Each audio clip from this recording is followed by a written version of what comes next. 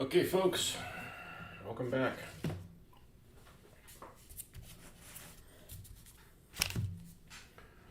All right, we're double fisting it this morning. Like caffeine. Yeah, there's not much caffeine in that, but mental lubricant.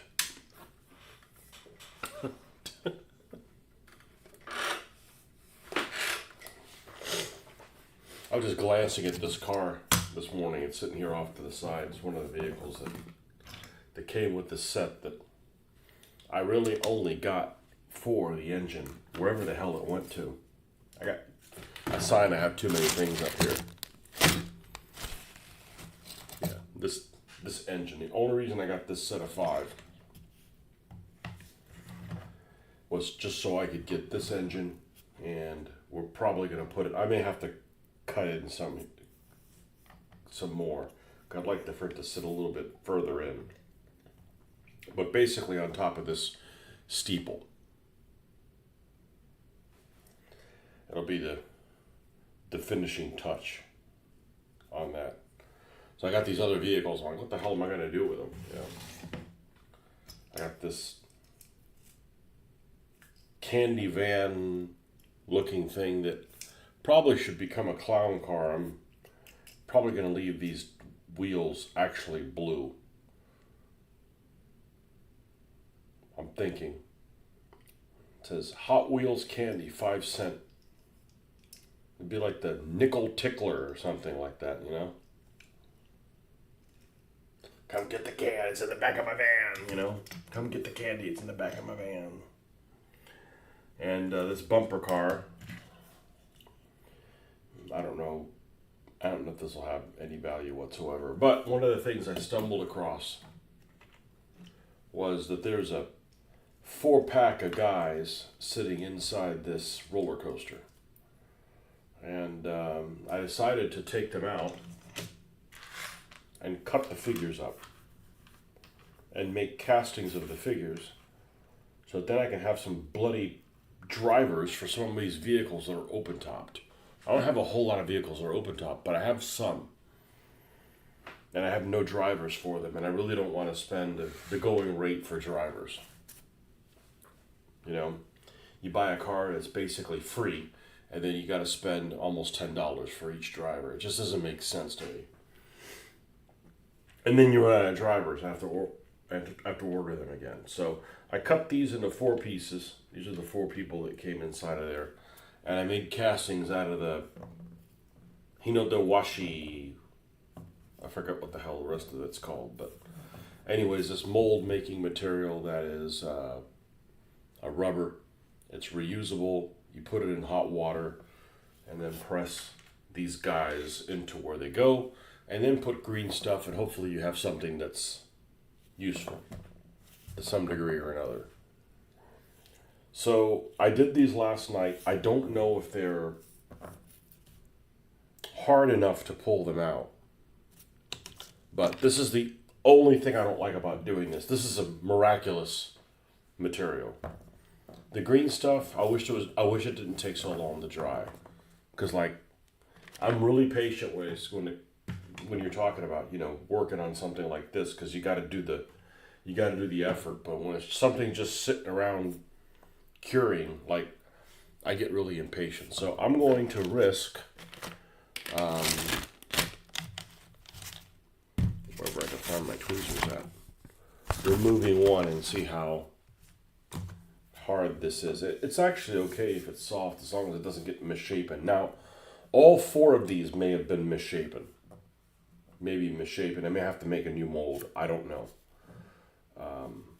But we're going to test this by, let's go over here to a corner. Nah, this is holding out pretty well. So what I'm going to do is, I'm going to take this mold and I'm going to spread it out, because we don't want to smush whatever we made in here any more than we already have. And it just falls out, okay? Let's see how this driver came out. I could probably work with this. I could probably work at that.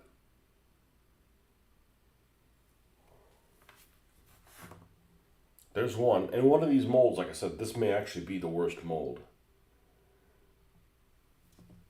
So just to be safe, actually, I'm going to, will the pencil do it? Yeah, maybe. That's number one.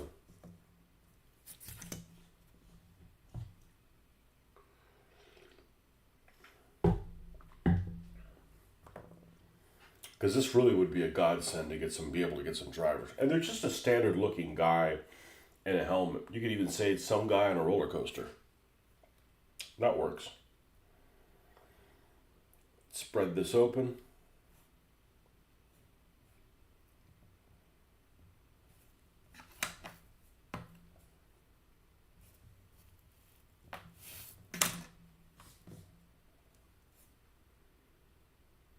I think I can work with this guy too, even though this casting isn't, it's got some cracks and stuff, I can fill it in.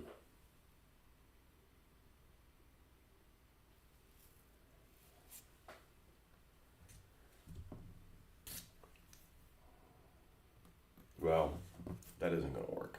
But just if there's something wrong with a mold, like if I'm going to make another one, I'd rather use this mold than this one. Because this guy turned out a little bit better, I think. Another Pleasant Valley Sunday. You working today? Hey, why don't you come over here on my route? I have a shitty postal person. Well, I gotta check. You may be worse. I don't know. I hope not. It's unlikely.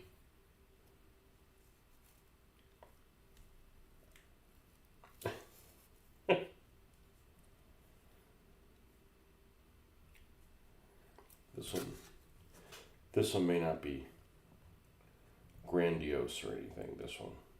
Come on.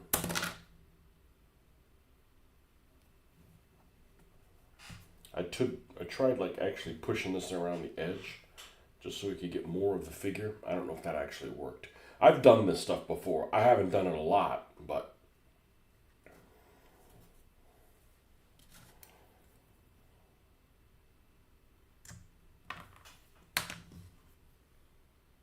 this is actually the best one.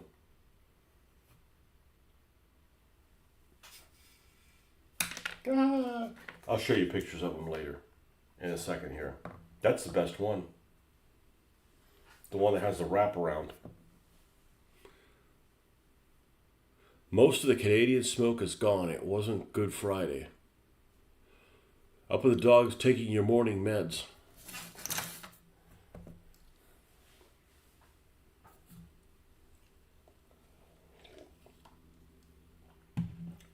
Have you ever gotten the feeling, and I mean this serious, I joke around constantly. Have you ever gotten the feeling that some of the meds your doctor might be on are actually just something that they are an autopilot and actually don't do you any good, and in some ways actually making you worse?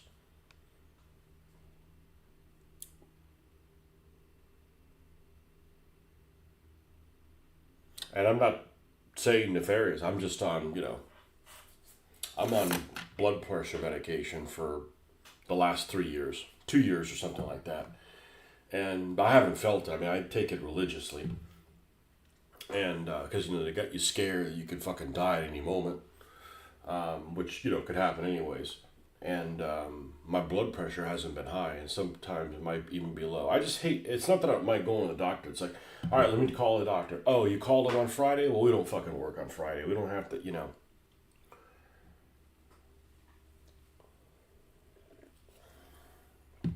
I'm never up with the dogs. Don't have any.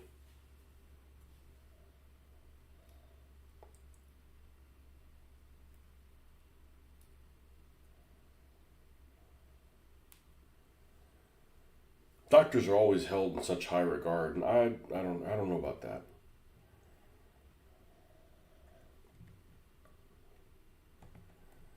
I like going to the dermatologist. I like going to the dentist. I don't like going to the regular MD. They're too inefficient on your appointment times anyways. Okay, let's see what this last guy is. Okay, he looks like shit. All right, let's do a photo op here.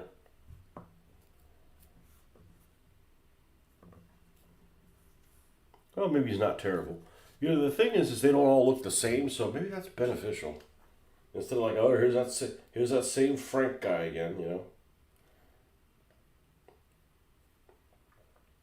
All right. That's why I hate putting vibration or any notification on my things. You get these little things. Hey, it could rain today. Like, dude, what's the hurry about that? Let's see if I can. This should be a representative picture here.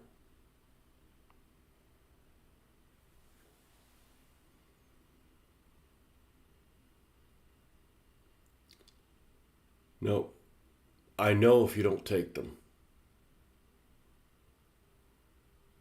Well, I took my blood pressure the other day and it was extremely low. So either the machine is broken, unlikely. I mean, my blood pressure forever had been, I don't know, 120 something over 85. You know, and then I took it the other day and it was,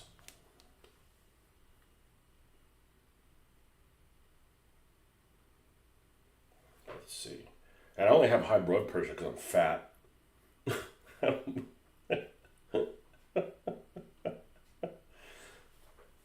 I mean, I lost some weight. I've lost almost 15 pounds last month or something. Let's see. I just have another 35 to go. Because my metabolism skipped town about 20 years ago. What am I looking for? Oh, yeah. Let's see. Let's see where the photo is. Hopefully I didn't delete it. Oh, no, it's gone recent. Yeah, why aren't you here? I know I didn't delete it.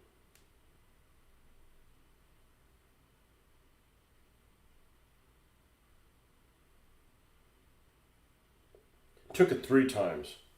It's 102 over 68. I don't think I've ever had my blood pressure that low. That's really fucking low. And then I took it again, it was 98 over 68. And I took it again, it was 106 over 69.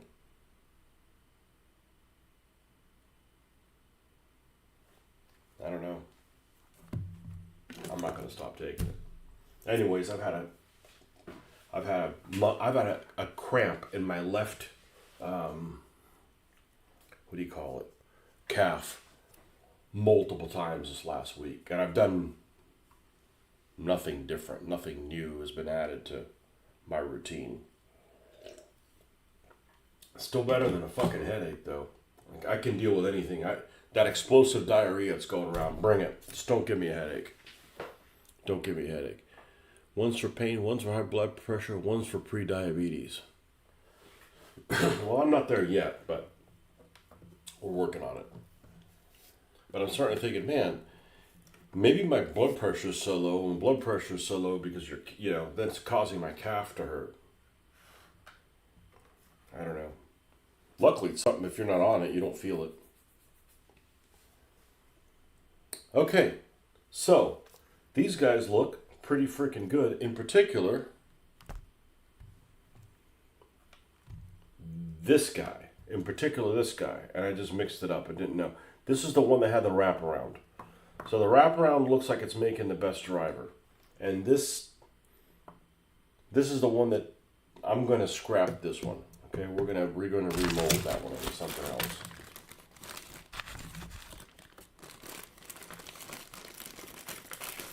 But definitely this is the crowning glory here.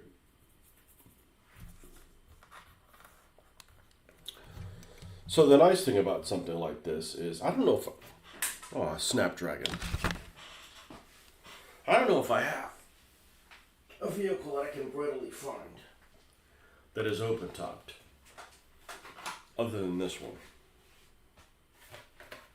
So I'm going to go ahead and remove this one. Now, we're not going to work on this vehicle, but I'm curious to see how this works. So we're going to take this little gas or whatever the hell it's called. It's going to get repainted. Maybe.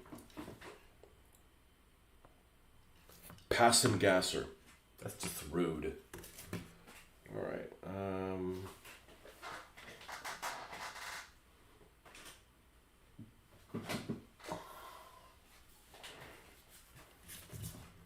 See how noisy. I'm not gonna be here.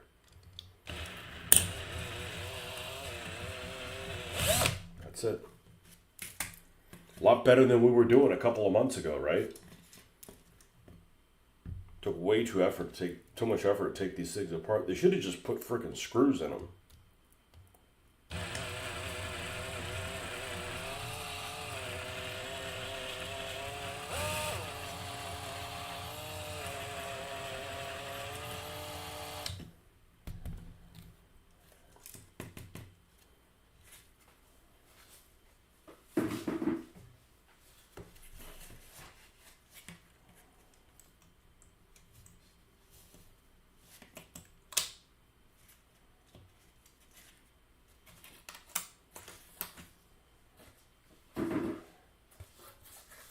Oh, that's much better. That makes my brain hurt having all that shit screaming at you.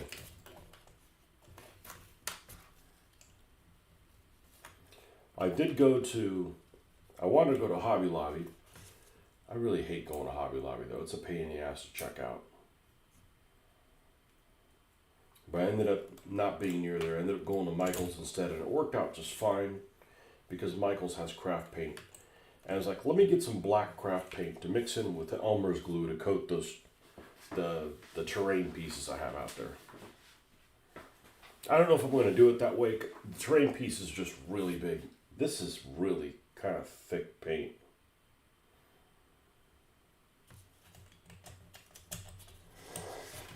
But if I took the smallest dude, say this guy right here.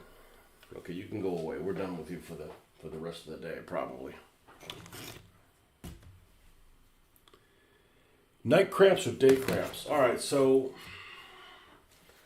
let's see. I walk a lot at work, a lot, but I'm used to walking a lot at work, and I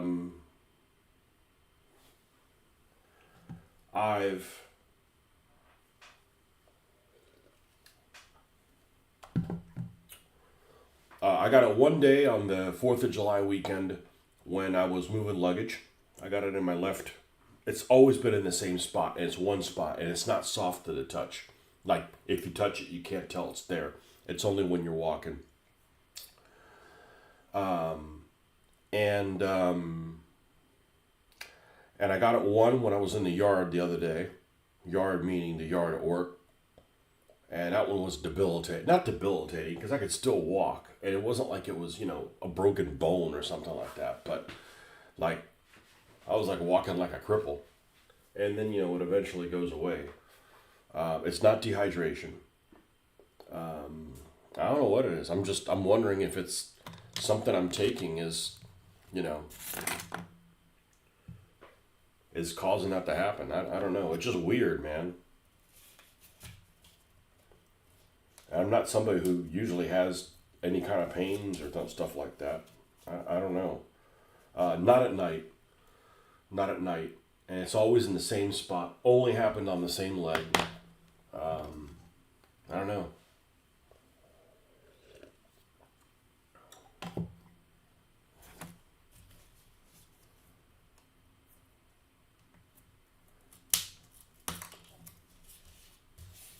Every new year, it's something different.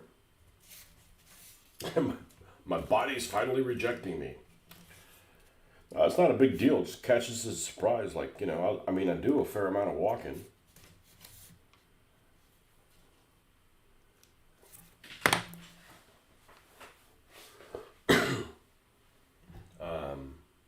Yeah, I don't know.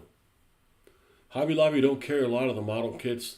These two, I'm excited to get there, to go there with the missus. Hobby Lobby? Every time I go there, there's some product they don't make anymore. That's where I got my airbrush. They don't carry that. The Vallejo, then they don't carry that anymore.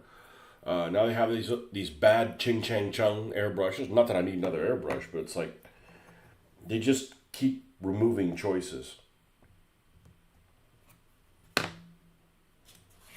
All right, let's say I wanted to just drop this in here without a minimal of issues. Could I drop this clown in here? Not removing the seat. Obviously, you can remove the seat and it makes it better. This is the shittiest of the drivers, by the way. The one that's cast probably the poorest.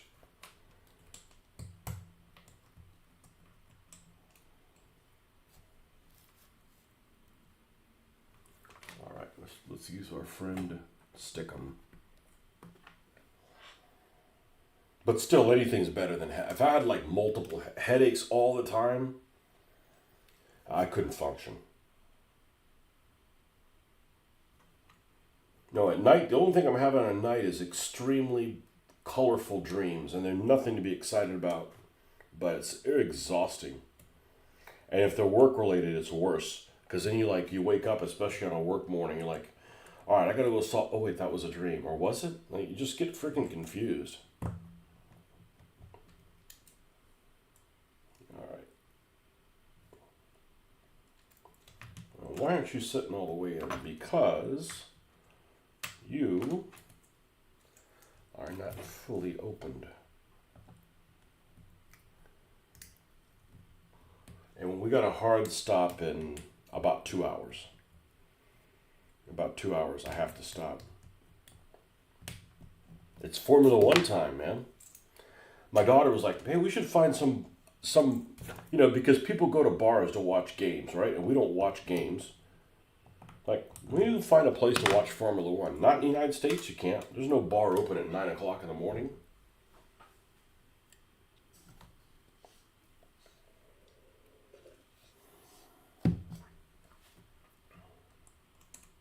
Notice I didn't say, you can't have a beer that early. Yes, you can.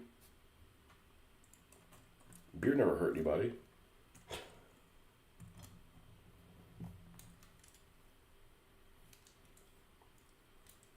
Come on, man.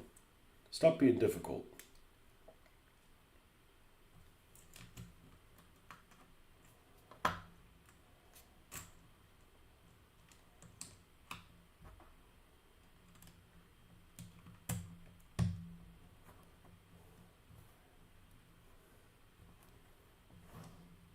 Anyways, I can see enough of them in here that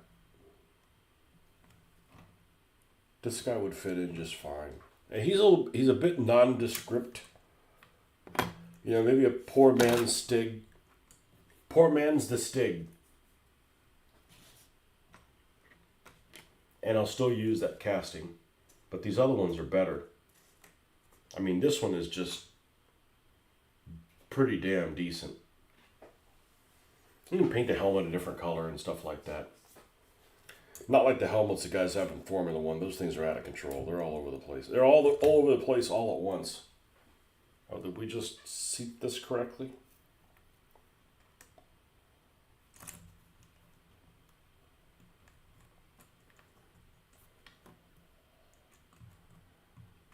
I realize I have another one of these. I have a maroon colored one.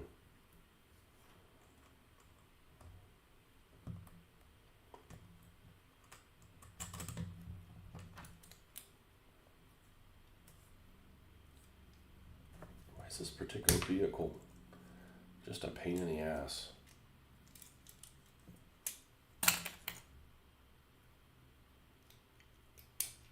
There we go.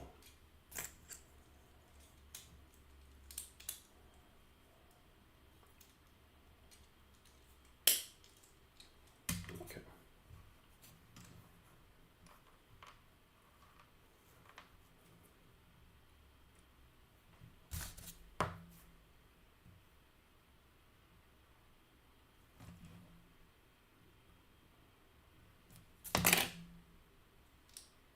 Yeah, I think it'll work just fine. Now we'll be on the lookout for some other things that have an actual driver and make some different castings out of it.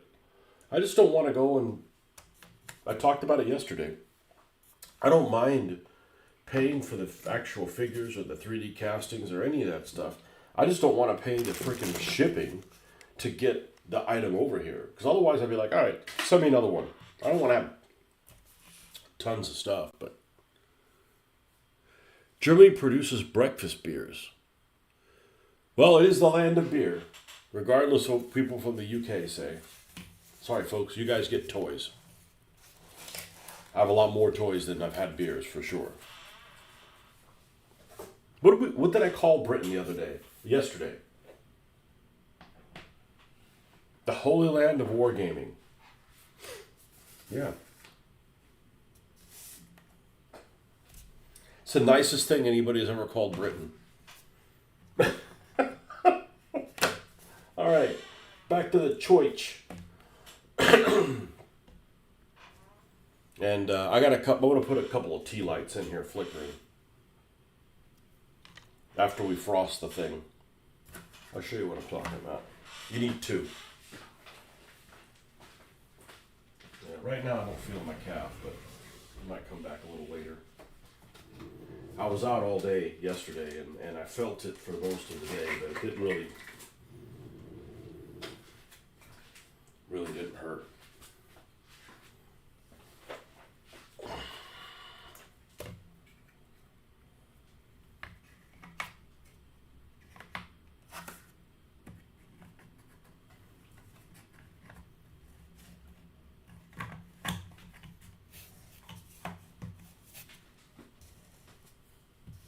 I know you can't see it just yet.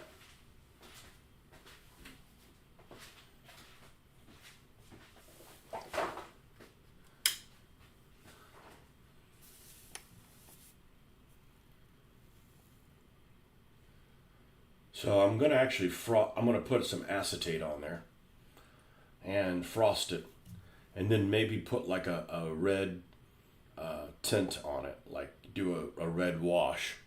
So it looks like they're up to something, evil. Something involves like, human sacrifice or, giving somebody a, 10W40 enema or something. Because these people worship engines and engine-y things.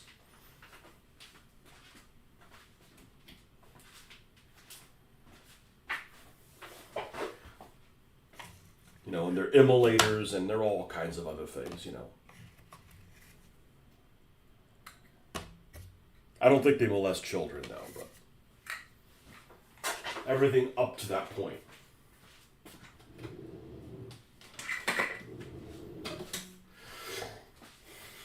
Self-immolators. Yeah. Like the crazy guys from Borderlands. Which ones exactly?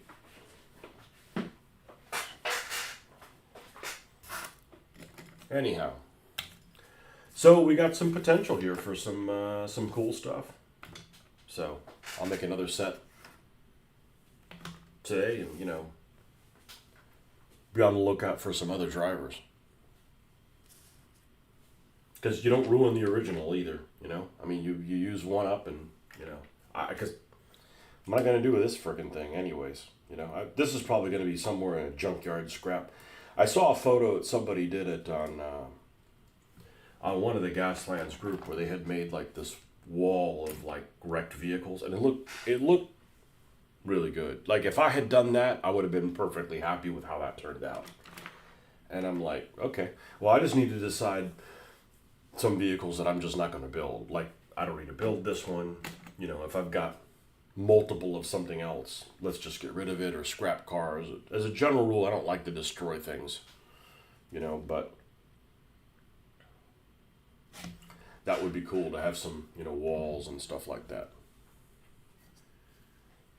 I'm not really in a hurry to play again. I'm like I said yesterday, I'm perfectly fine waiting until version 3 before I play again. Oh, I can't believe you do that. So why play other things? It's not like I'm sitting around and don't play anything. It just, I remember when DBA 3.0 was being play tested, somebody suggested I be on the play test group. And I'm like, okay, well that's kind of cool. And then I realized, every time Mitch and I played, we were playing a different version of the rules, and I'm like, all right, I can't do this anymore, man. It's just, I can't stand playing something wrong. I mean, it's gonna happen because we're all human, but it's annoying as fuck to me. I can't stand it. And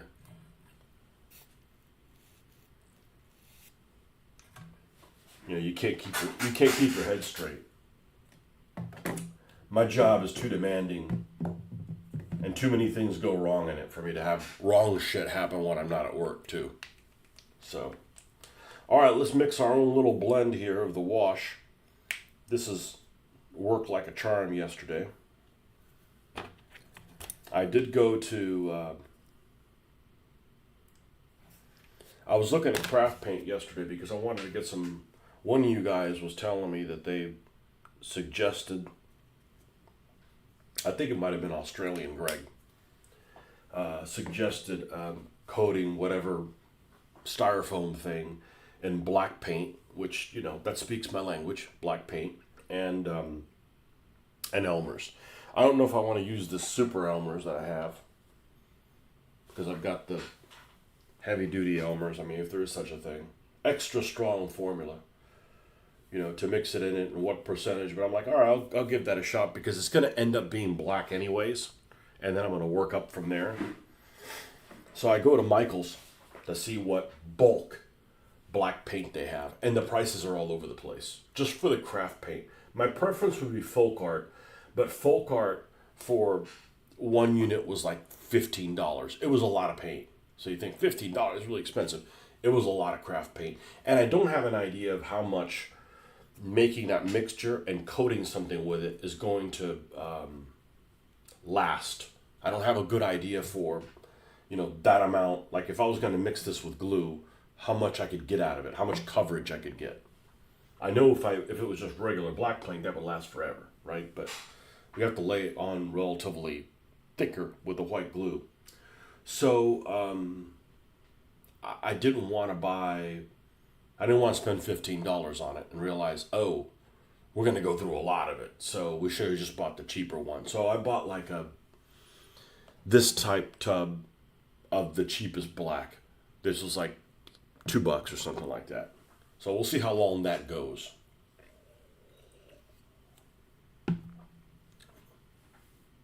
DBA 4.0 is being developed, apparently. Yeah, I don't care.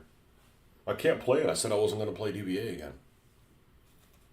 I asked one of the guys, said, hey, I just want to know, not that I'm interested in playtesting any of it, are you still going to call it DBA?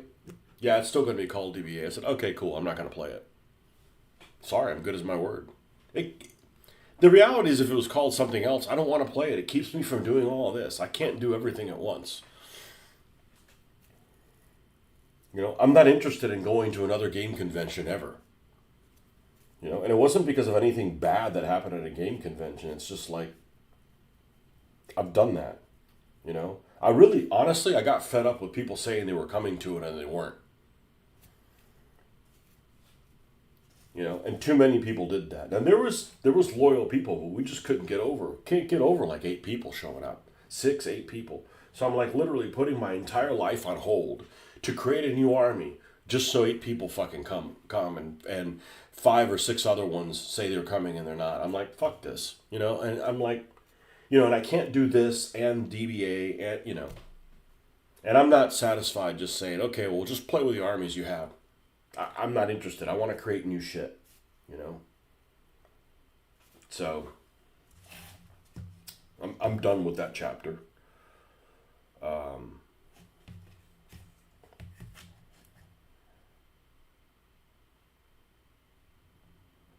I don't have anything against the game in and of itself. Nothing against Phil.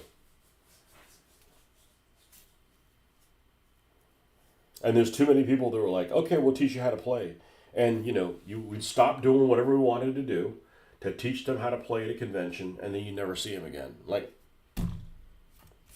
nah, I'm done that. It's not like, oh, you just tried it one time. We've been doing it for 18 fucking years. I'm like, nah. Nope.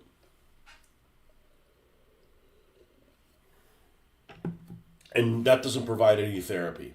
The gaming does not provide any therapy. So...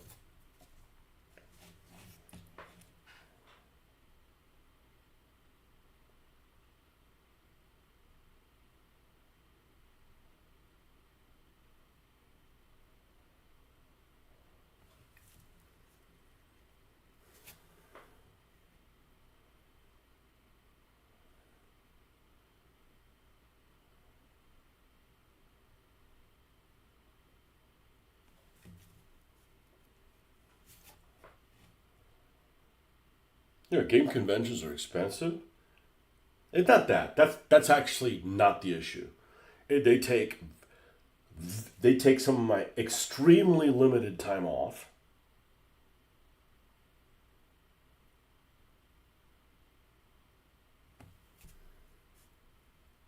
Because I think I've only been to one game convention that's like, man, I guess I shouldn't have come here. But it wasn't any of the ones that I regularly attended.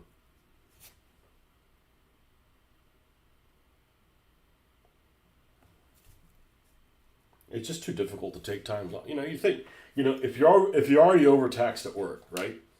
All right.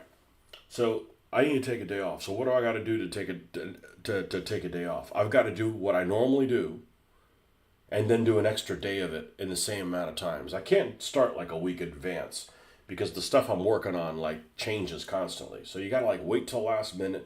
It's just not worth it. It isn't worth it. Just I'll fucking not go on vacation. It isn't worth it.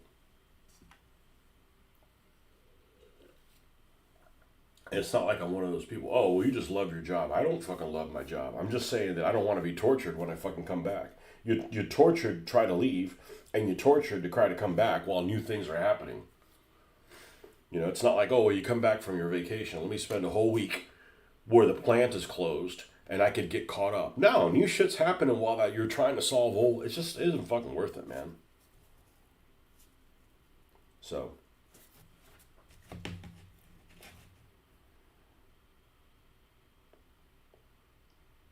And then on top of that, half the people I'm playing with are retired. Fuck them.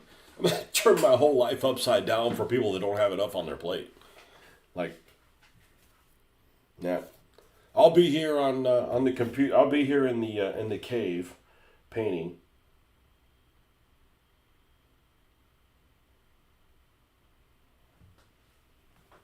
It was a good run. I do miss painting some of the medieval stuff and shields and stuff like that, but you just can't paint a stand and do it.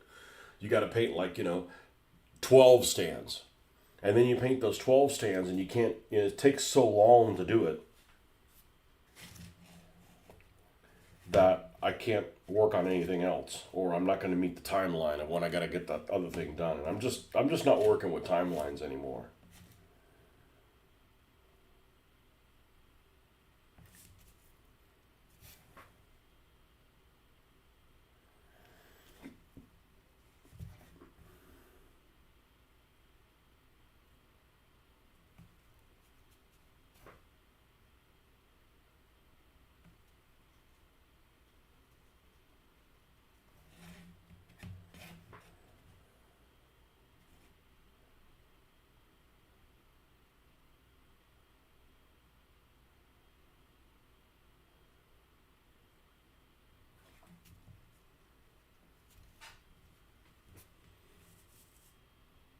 Good morning, Hoffman.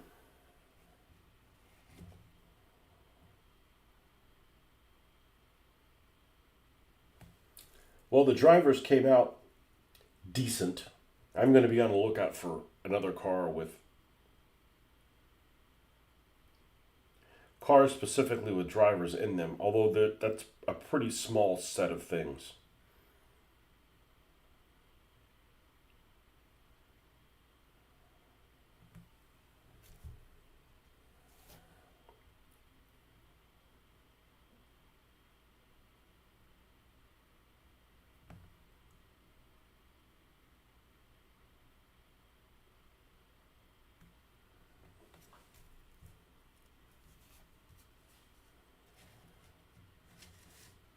I need to see if there's a green stuff that dries quicker. Because, man, that waiting overnight, man, that drives me crazy.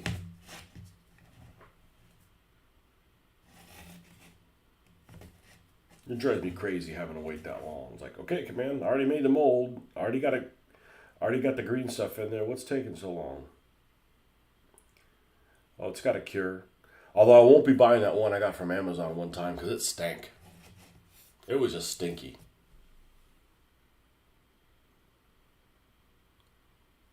You think there's a list of all the cars that come with drivers? I should look that up. Yeah.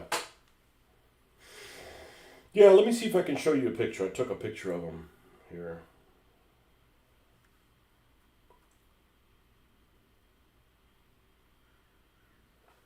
So 1, 2, 3, 4. The third guy's really good.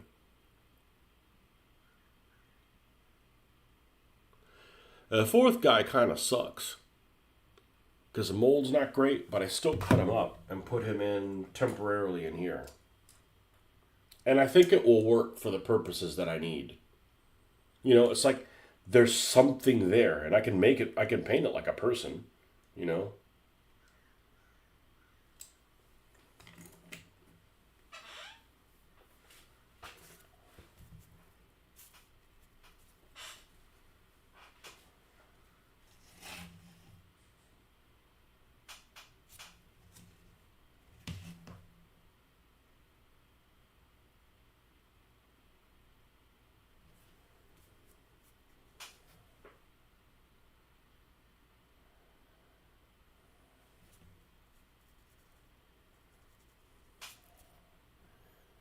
I don't know how often the group of guys that I was playing with play DBA. I don't think they play very often.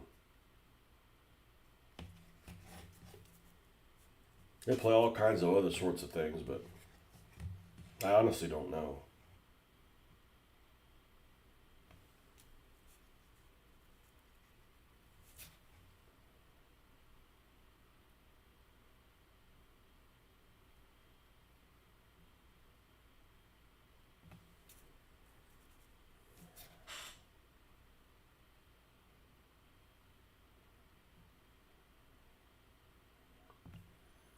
But I'm not a fan of several stores that ended up were really cool stores. Then they did some redesign, and I don't go in there anymore. Hobby Lobby's one of them. Michael's is another one. Michael's just like got rid of a lot of their stuff. They did add self checkout. I'm a fan of self checkout. Well, you're putting people out of jobs, and like, I'm just getting myself out of the freaking store quicker.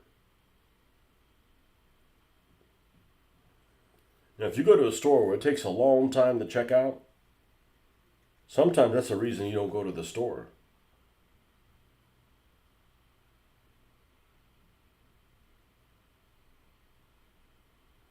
I don't mind checking myself out.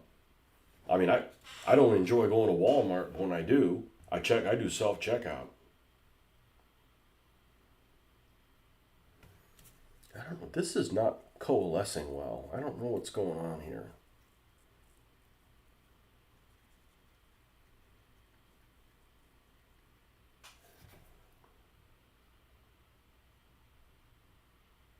There we go.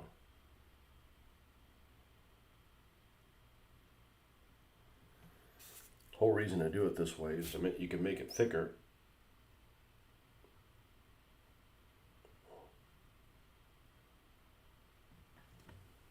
There we go.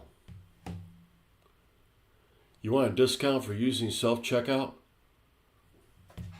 I don't.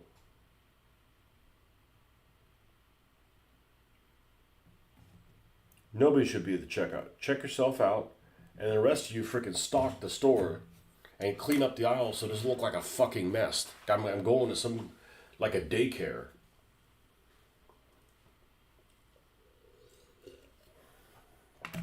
If you don't have to deal with somebody at the cashier, that's one less person you have to deal with that doesn't want to be there.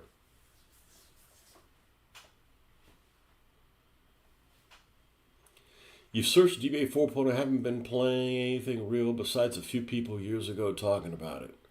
I'm sure it's happening behind the scenes, but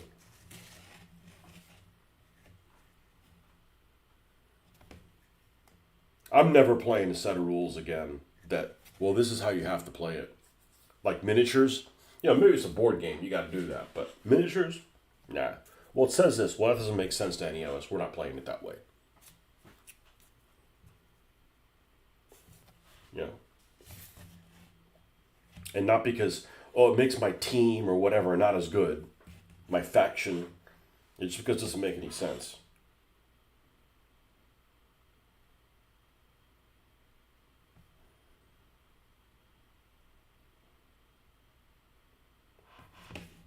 Be like somebody says, you gotta paint these guys this way. The fuck I do.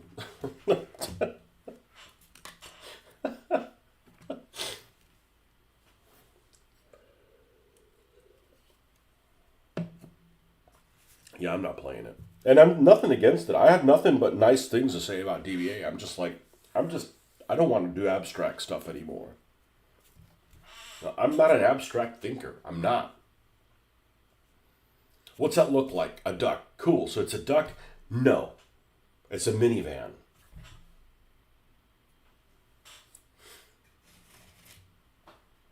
you know.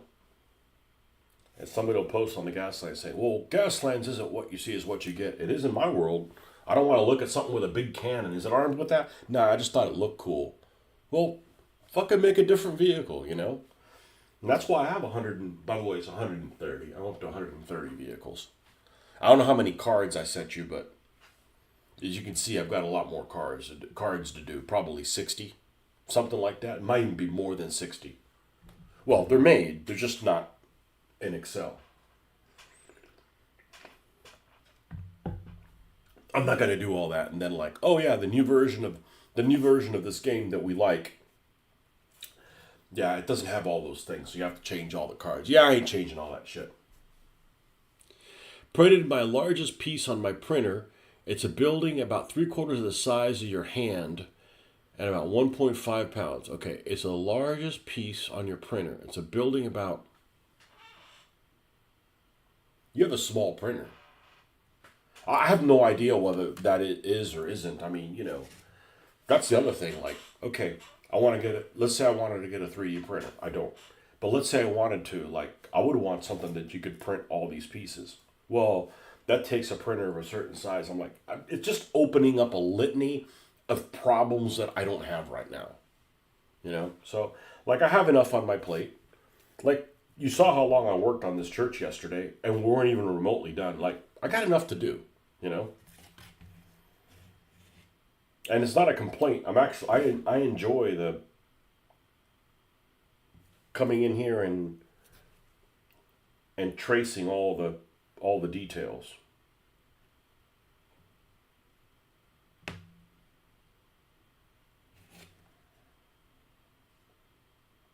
And I think it'll be worth it when I'm done. Okay, this side's done. And when I say done, the stage, there's other things we have to do. We got to do some drippings, you know, but keeping them all equivalent. This entire side of this building is equivalent. Let's go to the back.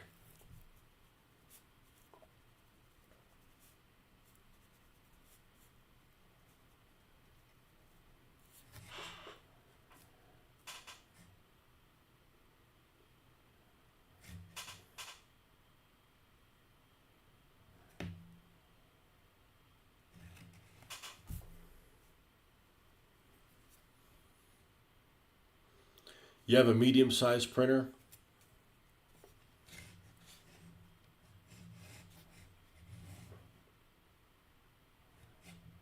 Yeah, the only thing I don't like about how I'm doing things is like if I wanted to make these, I hate the waiting time it takes for these guys to do. I don't mind that it would take 12 hours to paint a guy. It's not obviously not going to take 12 hours because you're constantly moving. But just like I wonder what's going on. Hey, what's going on, man? You know.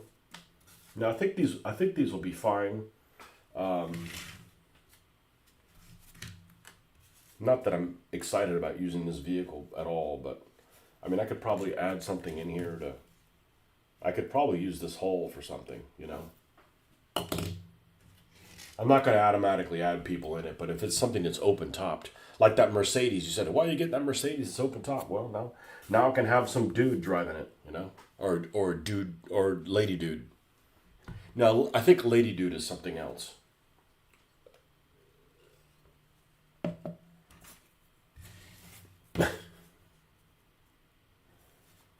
But you know, if I had a 3D printer,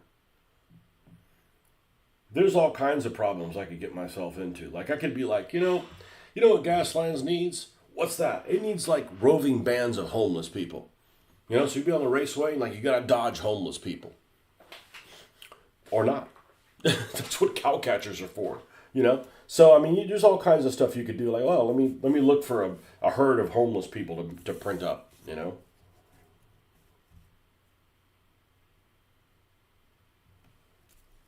I have too many options.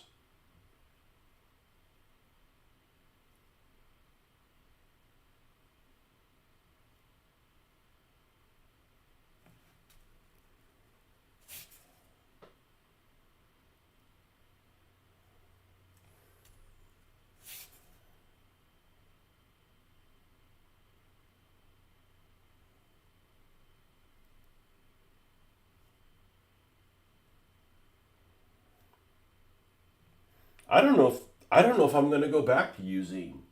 the dark tone washes and stuff. I'm kind of liking that I can make it a little thicker when I need to. We'll see. Maybe not go back to buying anymore.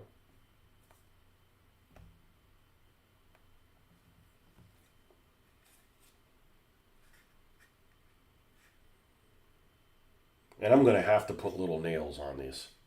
You know, if it looks like pieces of wood, I got to put like little nails on it. Like, I don't know. This is time consuming, but I'm really enjoying this.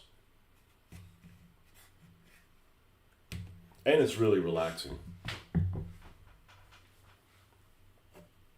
I mean, is it fair to say, like, if I wanted to get into 3D printing, which I'm not getting into, although I will 3D print before I ever play DBA again. Is it fair to say that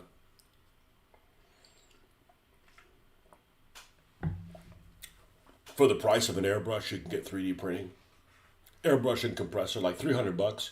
You probably do it for $300, right? I would totally do it, but that $300 is going to cause me $2,000 worth of problems. You know, or more. And again, instead of it be like, okay, I bought stuff, it came in, I put it together, we're doing a show, we're relaxing. I'm like, all right, I got to get this tinkering printed right so that I can print it out so I can do a show with it. I'm like, it's just, I'm good. I paint slow enough. I'm worth it. I can just buy, I've said it, I can buy anything I want. As long as that's what I'm doing with it. Like this costs what, $14? How many paint sessions is it going to take to get this thing done with? 7 probably? 6? 6, 7? Oh shit, did I just do that? I don't even know what that is. What my daughter says, don't say that. I'm like, I don't even know what that is. 7, 8? You know? Different paint sessions. I told my daughter, my wife the other day, is like, hey, I'm going to buy this one and then we'll return one of the other cars I have. Well, why bother returning it? How much is it? It said it's $1. It said they only cost $1? I'm like, those dollars can add up. Still cheaper than going to a game convention, though.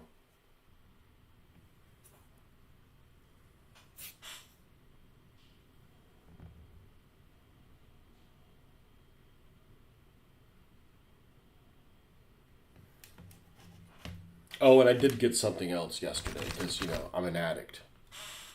Let's see if I can find it.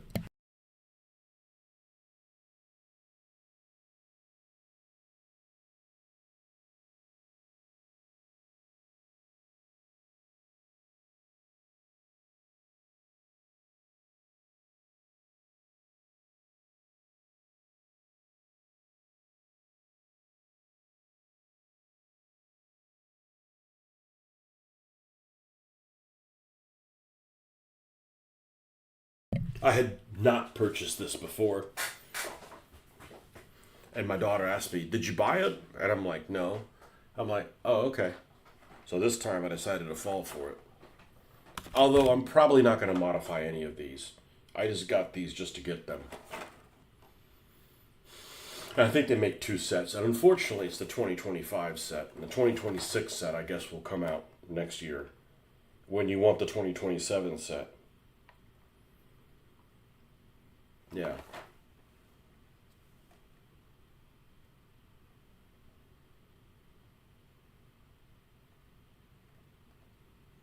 I think they make another set. The other set has,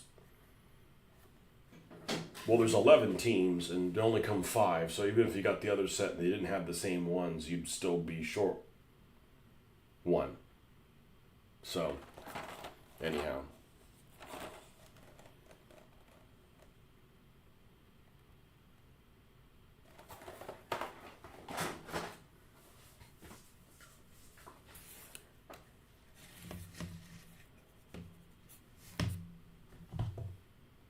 Probably not.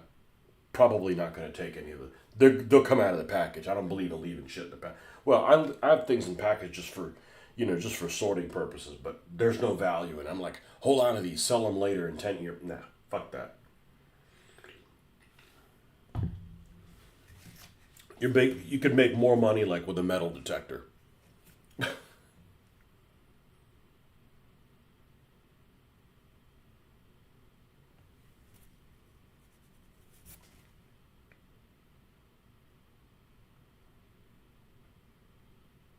That would be pretty cool to buy a metal detector that was decent.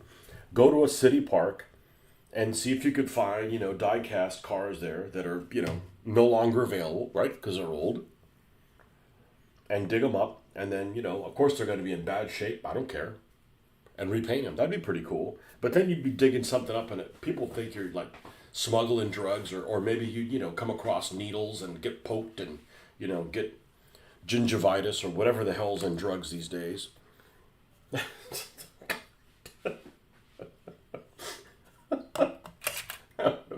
I know shit about drugs. I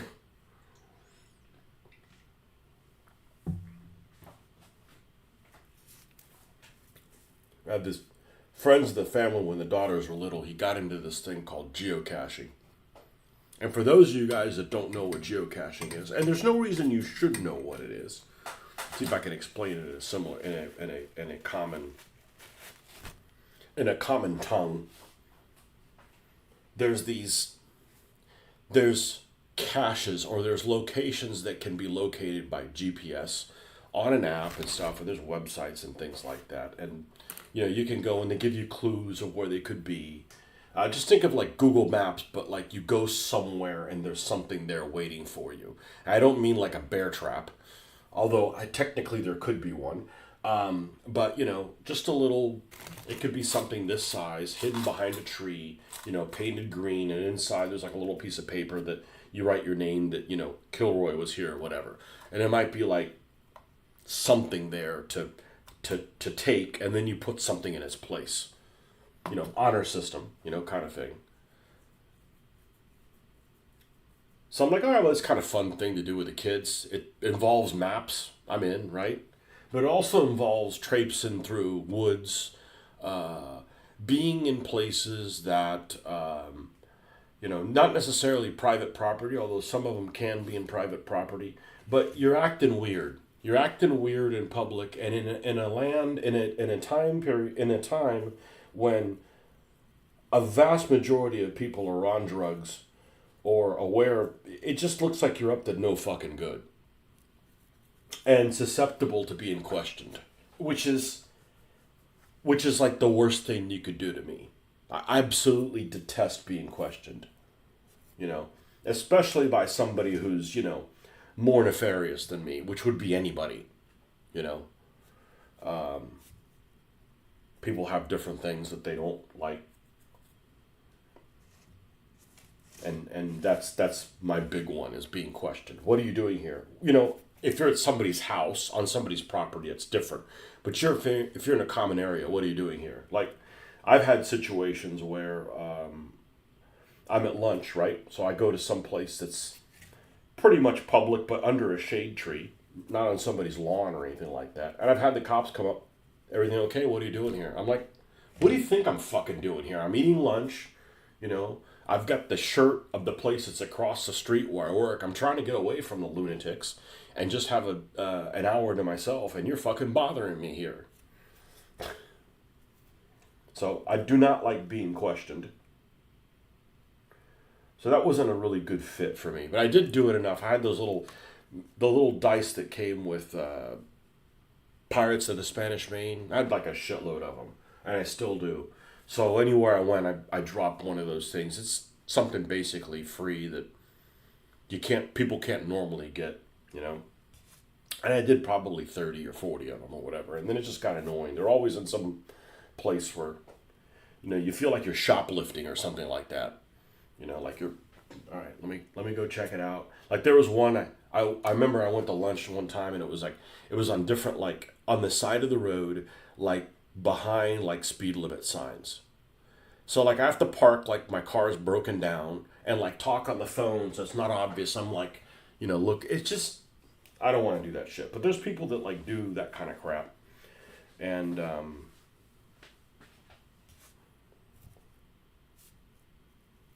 I never could get into it because of that kind of, that kind of shit.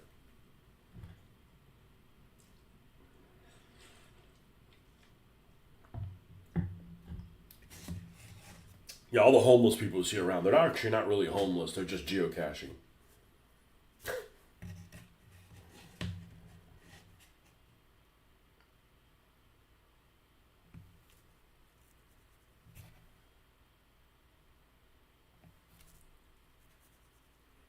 I did not know anything about it until it was brought up. Oh yeah, you don't know what that is? Like, why would I know what that is?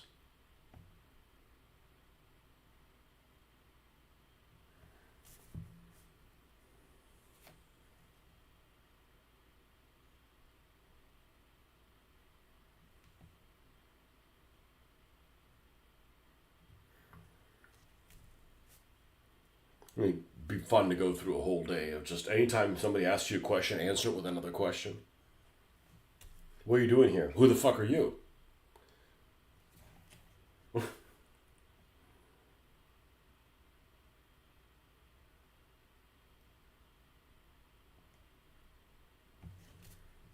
Yeah, I'm having a hard time keeping this in the thickness that I want. Maybe I should mix like a batch of this. That is a thought, is to mix a batch of this and then no, I don't mind grabbing more paint. This the paintbrush can only carry so much anyways. Like this looks really thick and I put it on here and it's like, yeah, it's not thick enough. It's not dark enough.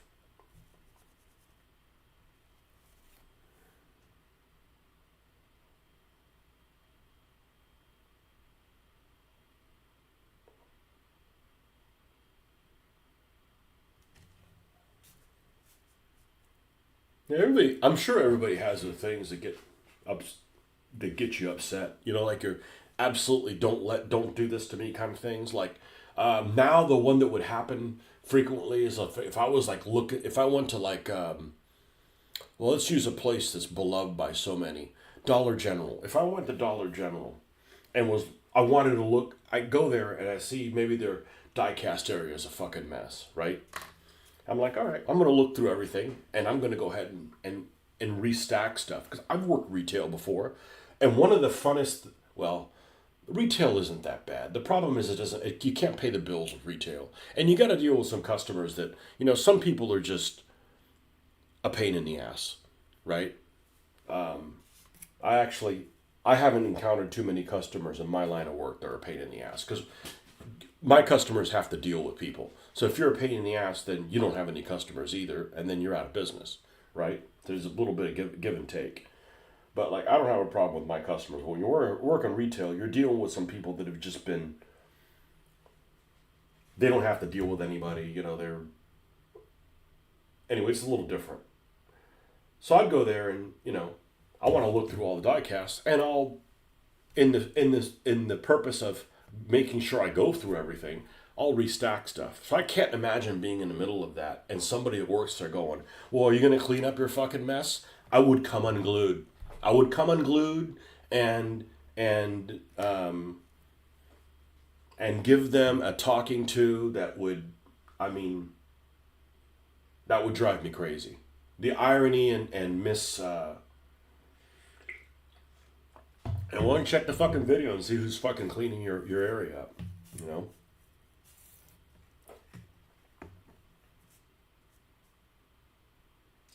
Or like if you're playing a war game and somebody thinks you're cheating. It's swords at 3:30 in the afternoon. We're gonna have a duel out there.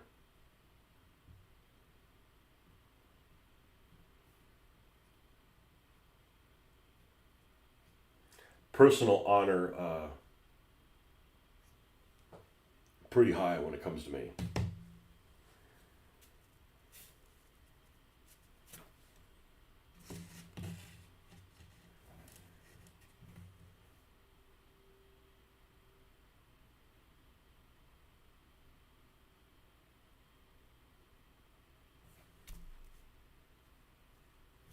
Anyways, what I was getting at is I work retail, straightening the shelves, and that's one of the funner things to do, honestly.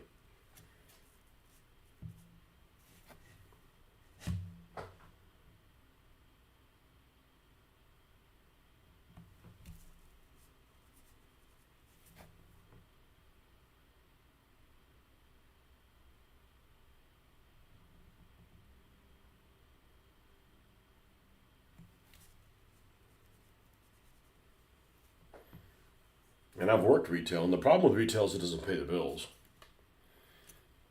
It's better than working at a restaurant. I can't imagine working at a restaurant. It's like nasty. It's not nasty to work at a store, you know? Unless you're the guy that has to clean up the bathroom. Oof. I don't mind cleaning my own bathroom, but a communal bathroom?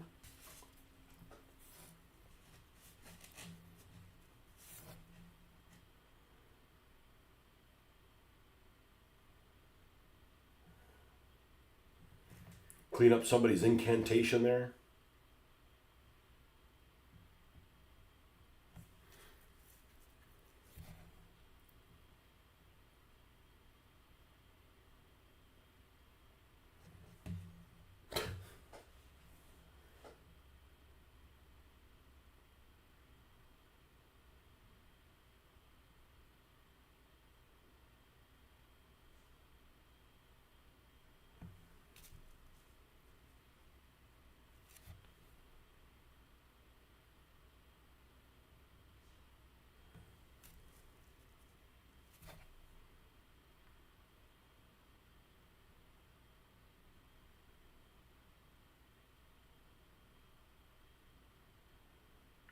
Yeah, I don't like being questioned by the police.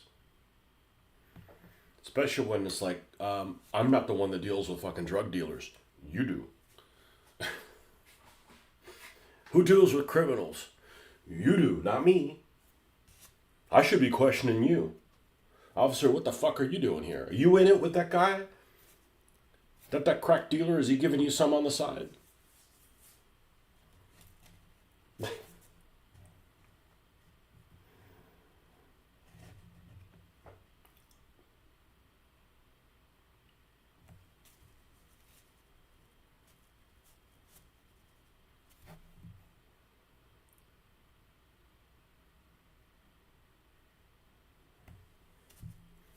Officer, why are you driving 15 miles over the speed limit? You think the rules don't apply to you? Just because you're wearing polyester?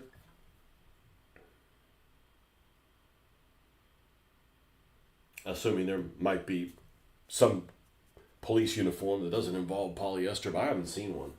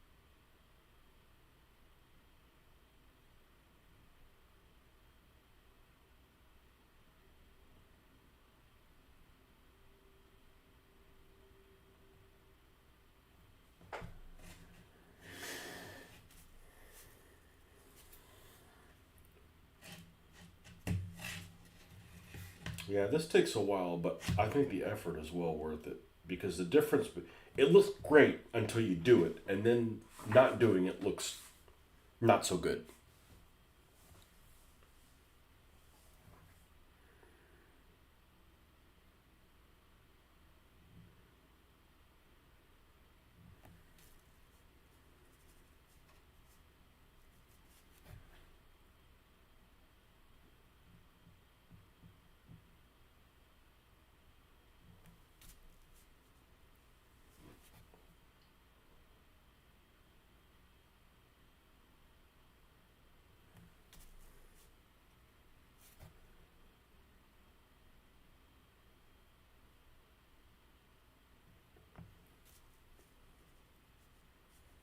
So this diecast stuff is really cool, but I just don't get the collector part of it. I never consider myself a collector.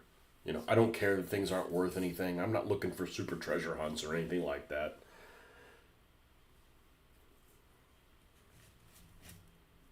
I don't know that I've ever seen one.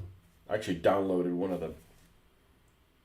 I looked up what are the super treasure hunts for the last couple of years, and I've never seen any of those in the store.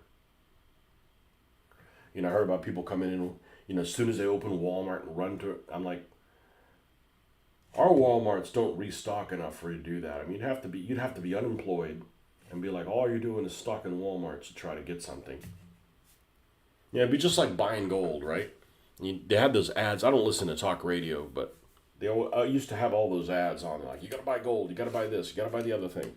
Yeah, and then when you want to sell it, they want to give you 1/10 the price. Like, yeah, they just want to buy the gold back from suckers. I'm like, same thing. You have this thing. Oh, it's worth $26. Okay, so you get one. You want to sell it for 26? Nah, I'll give you $3 for it. Like, so just get stuff you like, regardless of what the value is for. I mean, that's what your damn job is for. You get paid for that, not collecting crap. And you'll see. I've seen these posts where it's like, "Hey, here's these 20 of the. There'll be a snapshot. Which one of these would you get?" And then somebody was, I would buy 4 of those things with the cone. They make a Hot Wheels thing that looks like a freaking safety cone. It's one of the vehicles that I would say are absolutely worthless to me. It's a ridiculous vehicle. Almost all vehicles have a value that you could do something with them. This would not be one of them.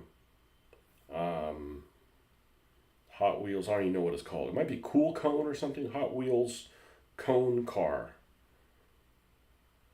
Cone Shaker is what it's called. It's a treasure hunt. Okay? I don't care what it is. That's like useless. The only thing you could do with that is like maybe paint it like a witch's hat or something like that. But it would still be ridiculous. And it even comes with those tires that we all dislike, that a million different cars have. Somebody was saying like, "Oh yeah, I bought like 6 of them." What are you gonna, what are you doing with that? Like, congratulations, this symbol means you just found a collectible treasure hunt vehicle. It's useless and ugly. Well, the bottom, there are some pipes. You could probably do something with the chassis. That might be a good video to do, is get some treasure hunt and then just destroy it for gas lines, make a video of it, and collectors would be like, make them shit their pants.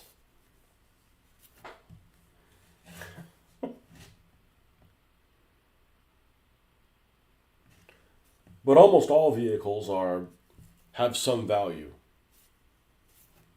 to change up or do something with.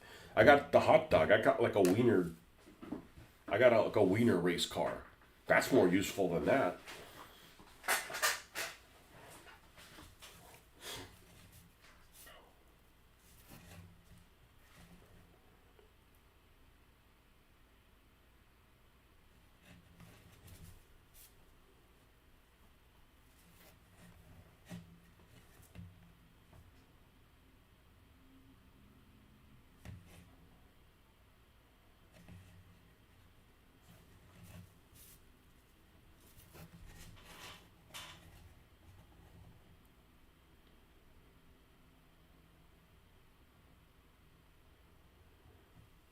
But the die-cast things, when you go to some place that has used stuff, it's very similar to like DBA in that, oh, it's the latest Army. Oh, I want to buy the latest castings. They don't want something that's made by, tabletop miniatures or minifigs or something like that. Those would be like, those are yesteryears. Those are yesteryear's figures. Those are no good. I said, how about give them some respect and fucking paint them up? They look great, They still look good.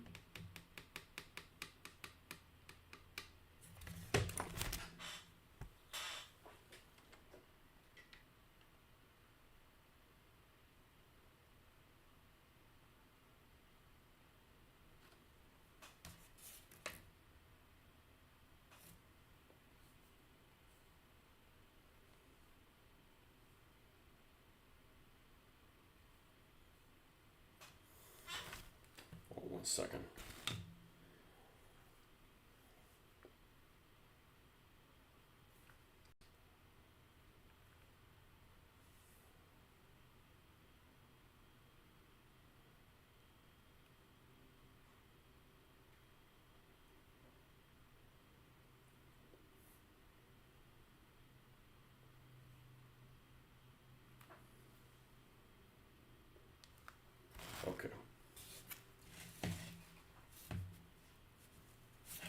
Just making sure it was still running, man.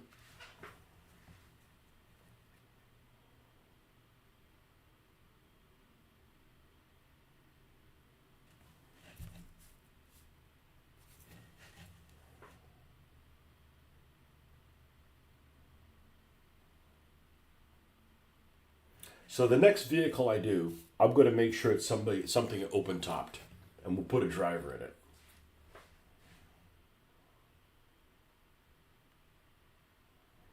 And it won't be Hoff the Cough. Hoff the Cough is going to be all closed up.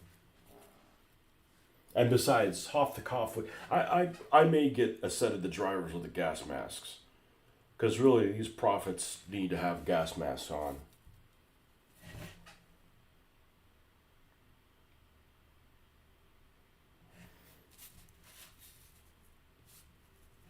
Yeah, but most standard drivers are going to be, most standard drivers are going to just have like a helmet. You know, just a regular, like a regular car driver. You know? 1/700 railing. Oh my God, that sounds painful.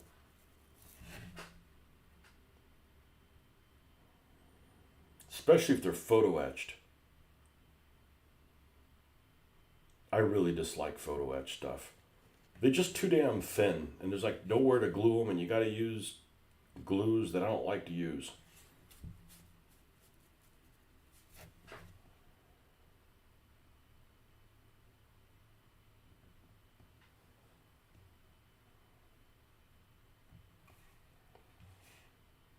Okay, all of this is done equivalently.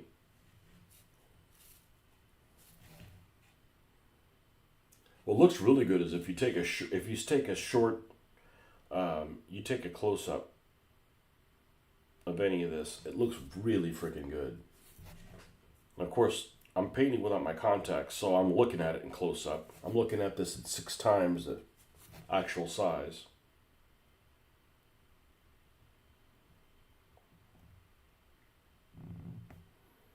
And that's part of the enjoyment too, because it wasn't until like,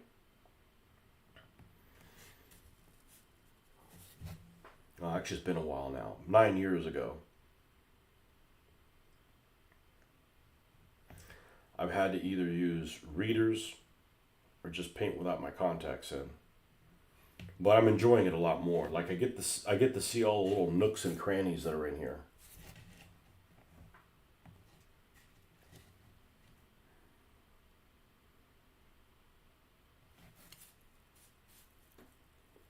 Enjoying the process a little bit more. Apartment railings for balconies. Yeah, make sure all those guys that are in there sign.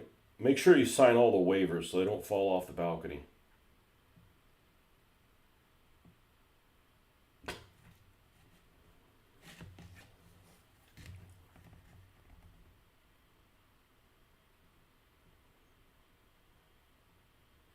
Is that the scale that your kaiju are supposedly in? 1/700th. I had a couple of 1/700 scale ships. I had the Scharnhorst and the Rodney from Tamiya, and they're about this long. But you know, they weren't painted great or anything like that. There was like I painted the deck. What color? Well, it's one color. It was not like it was shaded or anything. I'm like, yeah, you know, that would take forever to do that now. Thoughts and waivers. That's right.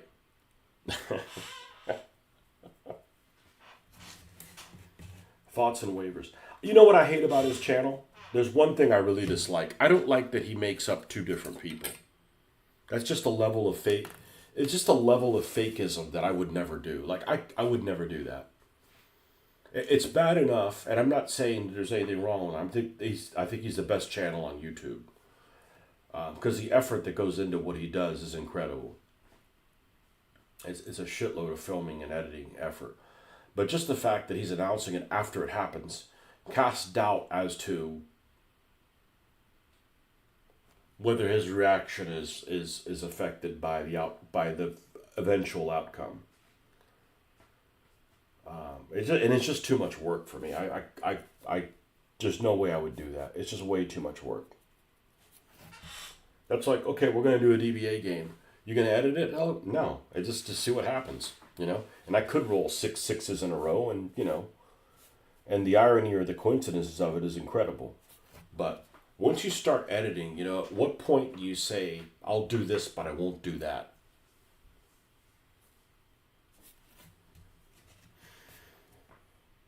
'Cause I thought it was two guys. You know, I thought it was two different guys, but supposedly it's the same guy doing everything, which means he's doing both people's voices and the interaction. And don't get me wrong, it's hilarious as shit, and it's really well done. But, you know, I don't like being fooled. I don't like being fooled that you think something is one thing and it's something else. It's not fake. It's super creative. He doesn't just write one character. He writes two, and then he plays both characters as entertainment. I don't overthink it. Well, I still watch every one of them that he does. I just wish it had been two different guys. That's all. I wish it had been two different guys.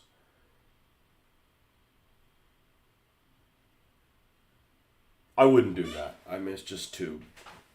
You know, if I want to do announcing, and you know, if I was going to do that, I'd get somebody else to come in and play the other character. You know, but I don't like to write shit, so maybe it's me. You know.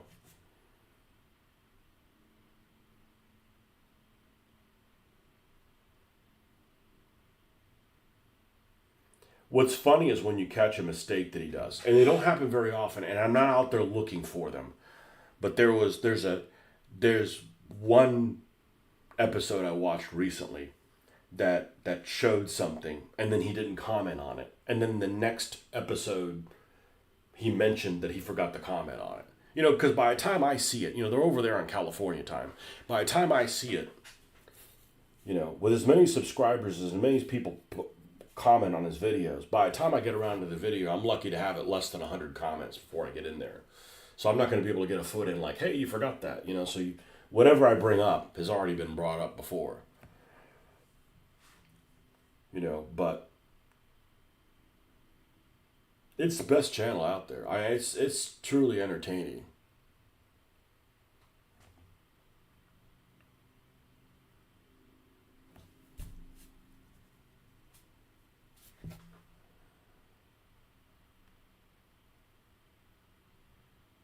I don't do Patreons, but if I did it, it would be the one I would do.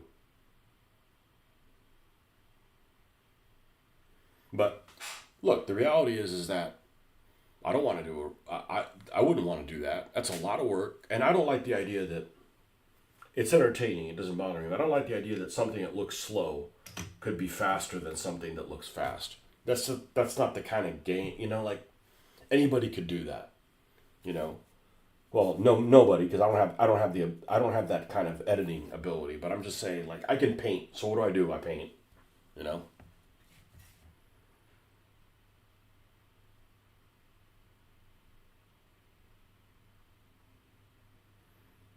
Have you watched Junkyard Joust? And like I said yesterday, the cool thing about Junkyard Joust is that he announces what the names of the vehicles are as they're printed on the vehicle. So in other words, this would be called a fast gasser, and it goes down. So if you see a vehicle you like, now you know what it's called, so you could track it down.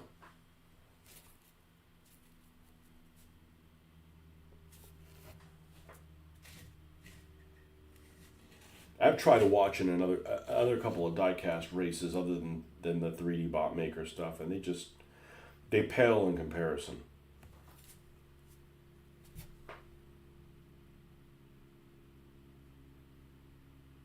But supposedly that's what he does for a living. He does some kind of video editing kind of stuff. So it's second nature to him.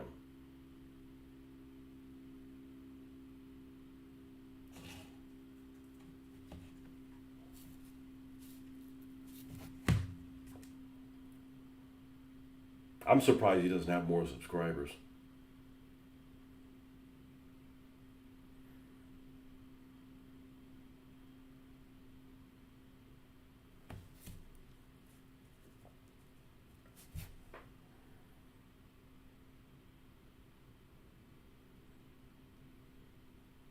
Yeah, but his 2D character, man, that's his 2D character is hilarious. He gets off on these tangents that are just really fucking funny. Really fucking funny.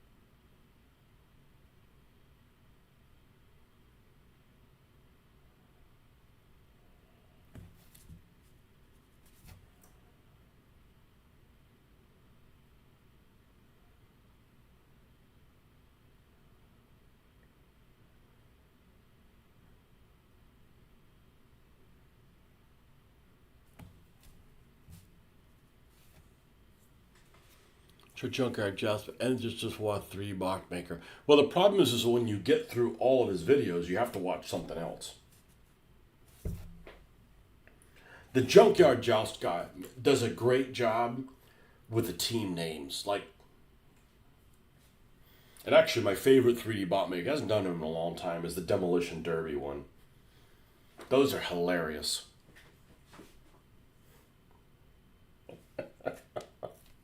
Those are hilarious.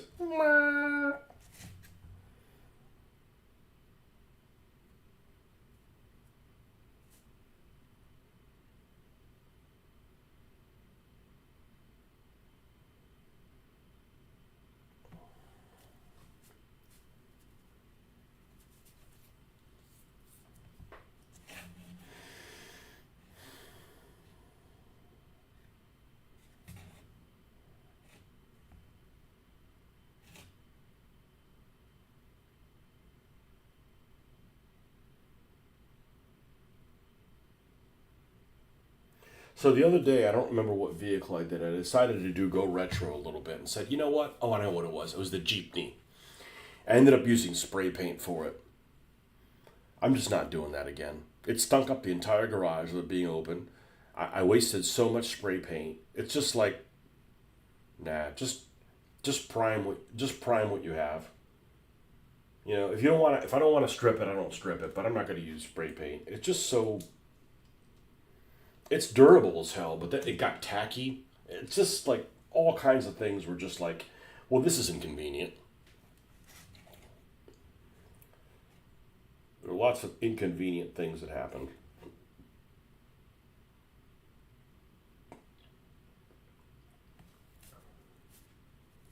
And if you got to order more spray paint, they have to get a manager. You know, 'cause you can't buy spray paint anymore without getting a manager involved. Might be huffing it. Yeah, okay.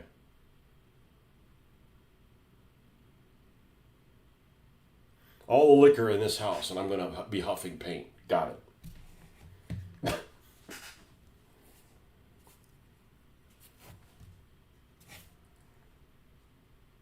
All the undrunk liquor in this house, and I'm gonna huff paint.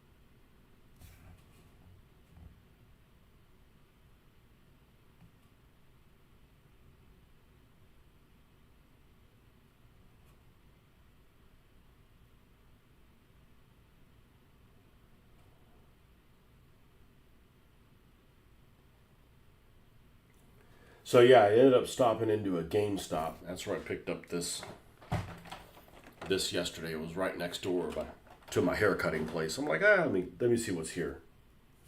And like, not a whole lot of games, but yet they had Pokemon cards too. I'm like,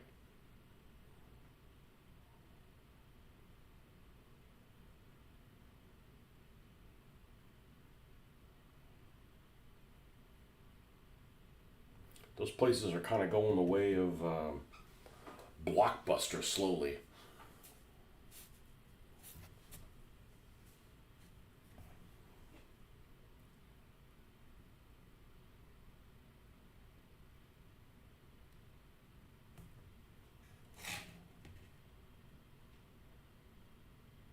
I'm not focused on this inner door in here very much. Let's get all the outside looking right. This is all good. This is all good. That's all good. Maybe run that down again.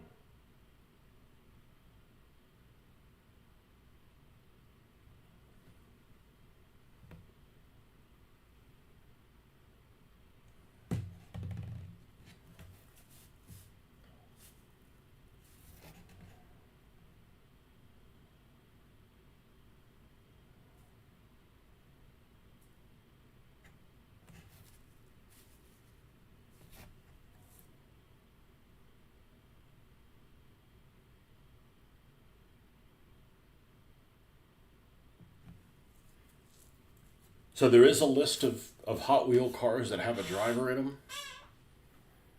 See if I can find that quickly.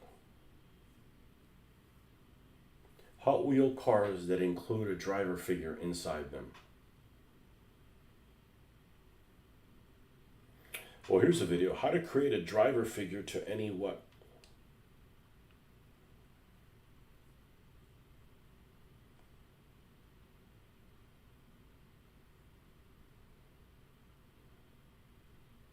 What's this person suggest?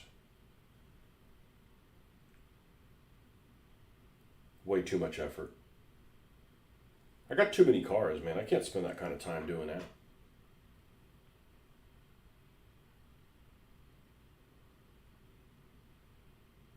Hobbyist forums. Hot Wheel cars with drivers or passengers inside.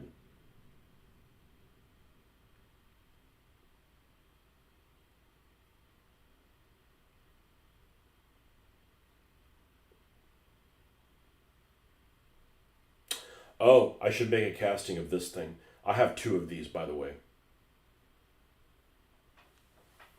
The little the it's like a British car that has the driver all the way to one side. Well, I have one that has all kinds of British livery. That one's too small. Okay, this is useful. Yeah. I bet I can make my own. For standard drivers, not for wackos. Torpedo Jones. Yeah. What a misnamed thing. Torpedo Jones should look like that car you like, the one that has the engine in the back. That's totally like a Torpedo Jones. How you know it's Torpedo Jones? Because he's going in with it. You know.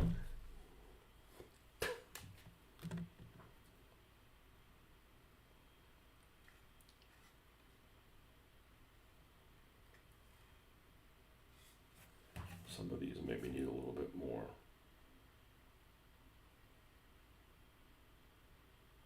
You call him Dr. Jones.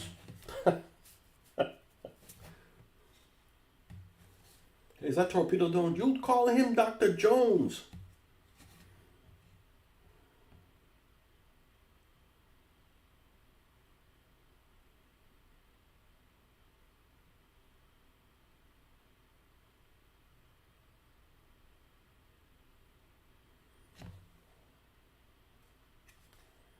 Okay, now we just got to do the back.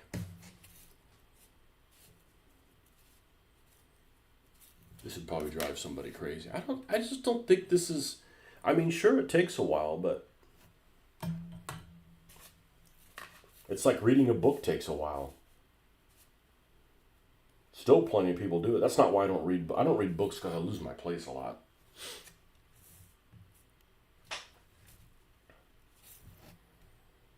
Yeah, I got one of those.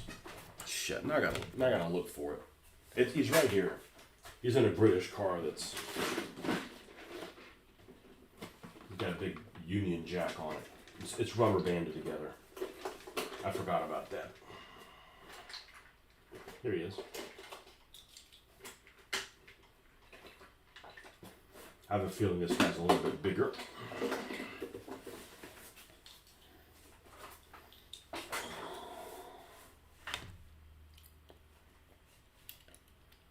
Let's see, it's a little British car.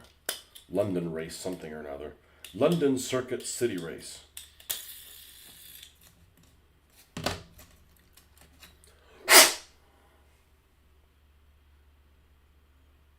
Looks more of an astronaut than we'll make a casting of him. Is there a good reason for exploding rams not being able to be used on lightweight vehicles? Maybe a play balance reason. But I'm not for bending rules, but some rules are more easily justifiable to bend than others. I think that's a pretty easily justifiable bend.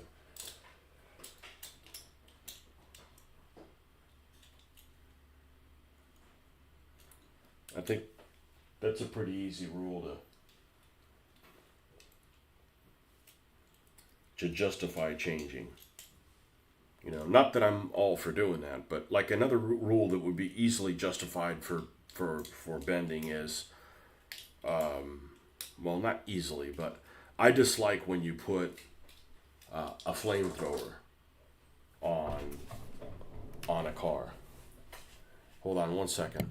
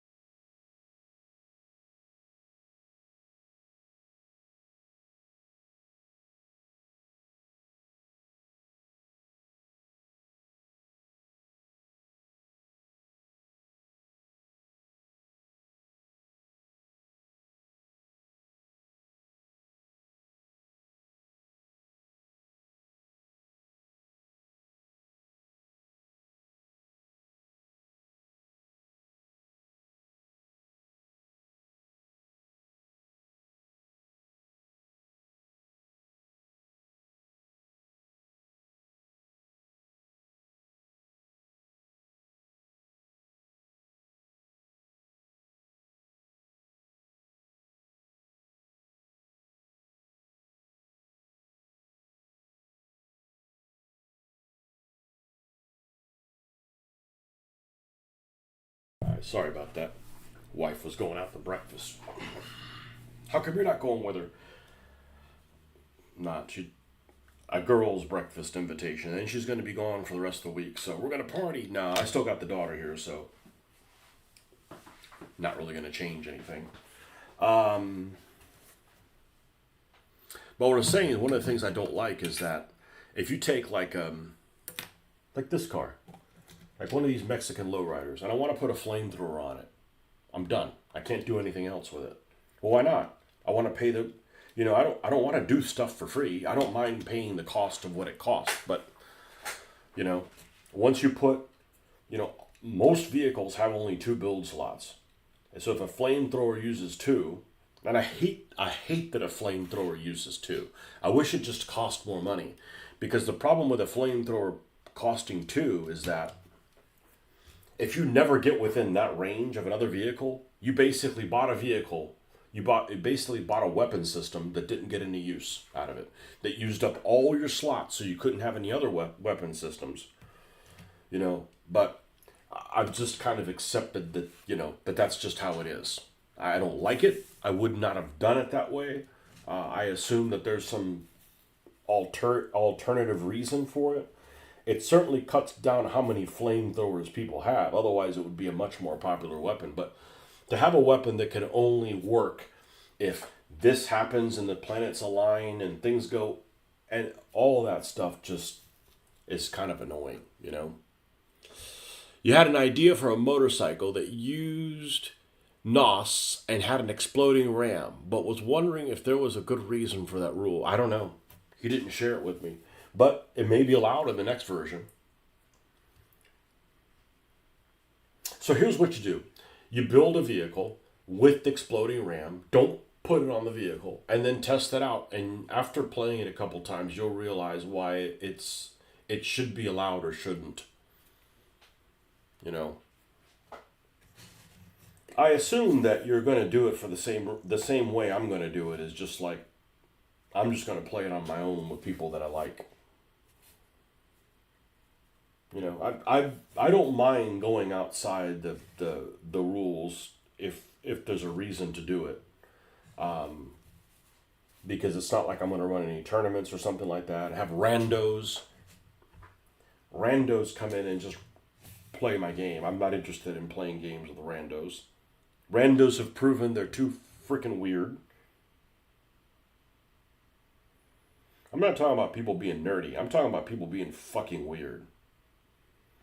Like the kind of comment my daughter goes, "Hey, I'm going to go down to this game store. You want to come down? I got to pick up some paint." She's like, "No, Daddy, those people are weird." Who am I to argue with her? They are, you know?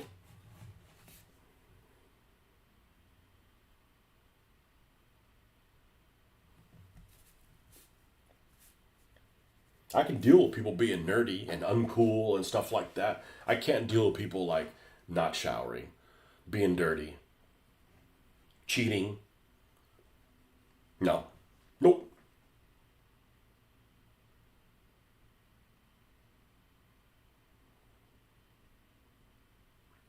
Well, you don't want to play with people who don't shower every day? Nope, I don't. They make soap in everybody's size. Soap and deodorant are made in everybody's size. It's not that, you're not cool or something like that. We're all nerds from some form of another. Even the sports jocks. So you'd accept that not everybody's into the stuff that you're into. But not showering? Like, come on, man.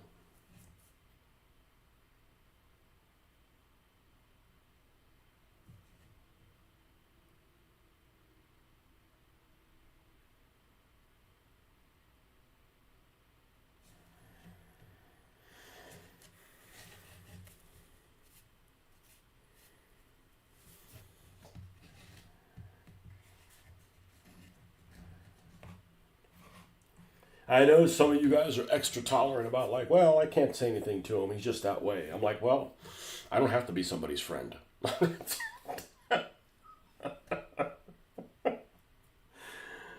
Oh, man.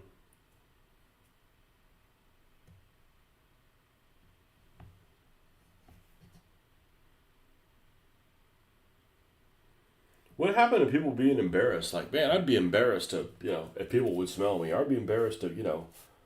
Like, there's things after work I don't like. I went to go get my hair cut yesterday. And I told my haircutting girl, uh, not that she's exclusive to only me, but I'm like, I didn't want to come after work because I was like on Friday because like my freaking leg hurt and I was all sweaty and shit. It's like, it doesn't matter. I said, well, it matters to me. I don't want to go somewhere and look all disheveled and stuff. You know, have some pride, man. Oh, pride's bad for you. No, it fucking isn't.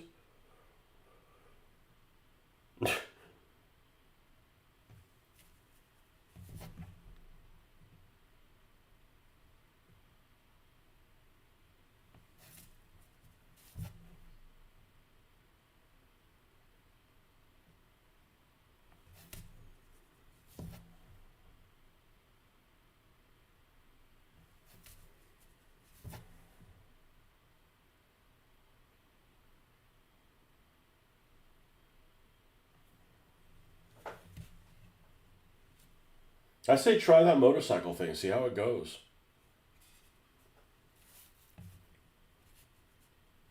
You know, one thing I've certainly found from war games is I don't care how much they say they play test something. If you play something avidly, you're going to play it a lot more than the playtesters did. I can tell you that from personal experience.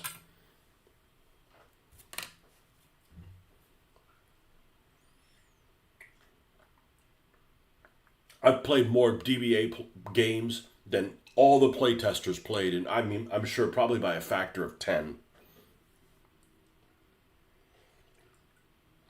And they still get shit wrong.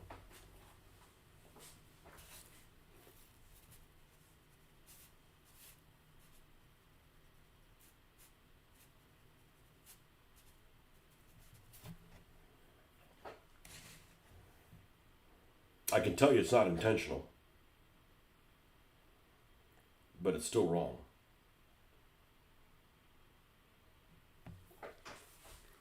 There's a good Del the Funky Homo Sapiens song called If You Must, and it's about stinky people. Del the Funky Homo Sapiens song. All right, here's my homework assignment. Is it family friendly?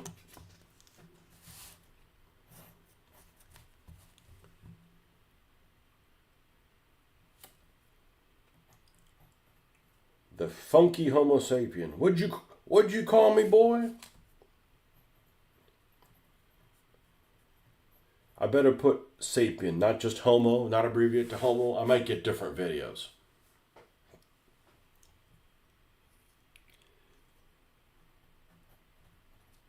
You must. Never heard of any of that. But then there's some things that I think are pretty common, and then other people don't hear about them. I remember there's this, speaking of songs, there's this comedy parody song that I don't know how old it is. It's probably 40 years old. I don't know who it's by. It's like a country western southwest type of song or whatever. And you could look it up. And it's called Cows with Guns. And it was a parody song that I heard on Rock 104 probably around 1990. See, I was already in the condo. I used to wake up with an alarm. I used to wake up with a radio. You know, remember those things? You had a little radio you'd plug in. You didn't have cell phones, so you'd have to have a wake up alarm, and it was turned on to the rock station. And I woke up one time. It was a work day, probably around 1997, and 97, 98, something like that. And they happened to be playing this song in the middle of it, and it was really, I didn't know where the fuck I was when this thing was playing. It's kind of a cute little song. They even have a video of it that goes with the song on YouTube, and that's a pretty cute little parody song, whatever. But the chorus is telling people to wash their ass.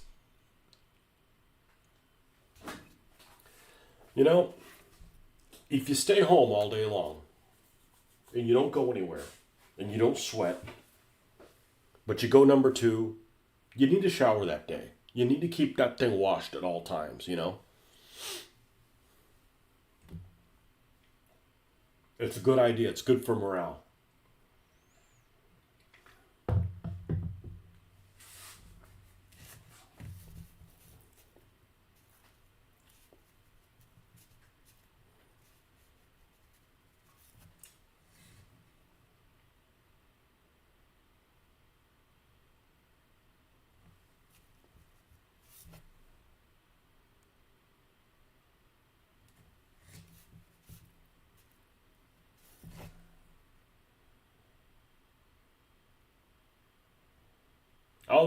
I don't know if this is a nationwide thing, but around here, the media is just beating this drum.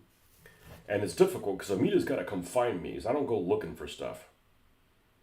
But there has been this explosive diarrhea epidemic that they say in a couple of counties here. And there's been like 3 confirmed cases. 3 confirmed cases out of 300,000 people. Like, that's a pretty rare illness, you know? And they're like, all making a big deal out of it. Well, explosive diarrhea is a weight loss plan. It can be.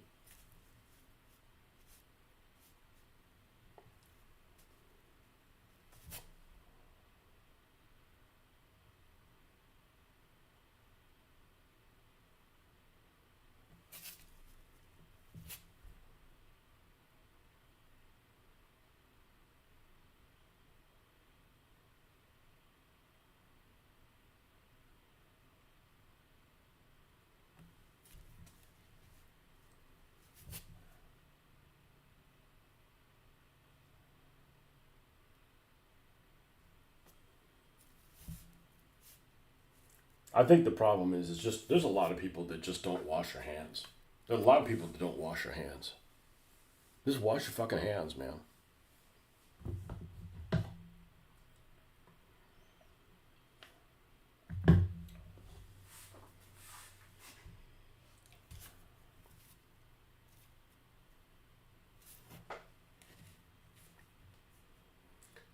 You funky Homo sapien.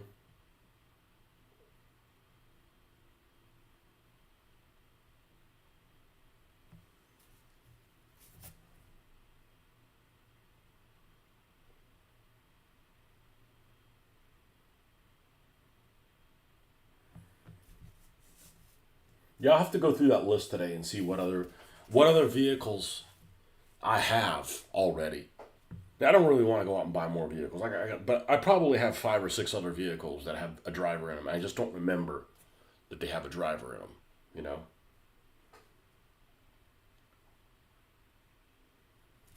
But that British, I'll make a casting of him today. I say British car because it's got somebody in there. But like I've got like a, what's that? I have a Triumph. I have a green Triumph that is completely open and would be for for the Cruel Britannia, but I can't use it because it's completely open. Oh, here's a car. Here's a car from this one's also completely open. Here's one of your cars. This is like a 30-something Cadillac. 32 Cadillac, I think.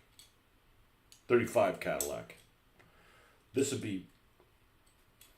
Oh, is this the? This might be the inside of it that I laying around here. I bet this is the missing piece. I bet this is the missing piece to the Cadillac. There it is. It's like you give up on finishing a puzzle, and then you come back and you find a puzzle piece on the floor. You're like, oh fuck, I can finish it now. Yeah, this thing. This is totally right down your alley. And it's missing some interior stuff too, but there's an interior. But like this has like a visible driver. This is your kind of car.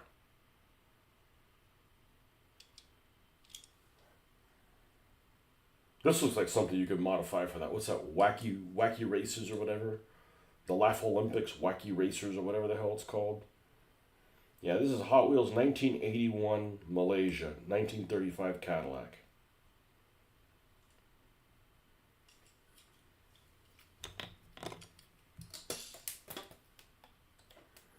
That one's open top. I got a little. Where's that little Triumph? I think it's a Triumph. Or this thing.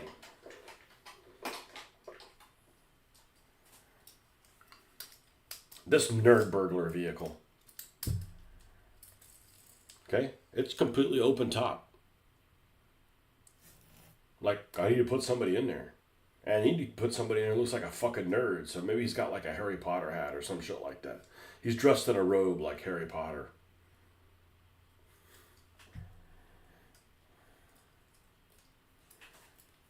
The Irish Mobile. The Irish Mobile is completely open. I need to put a couple mix in there.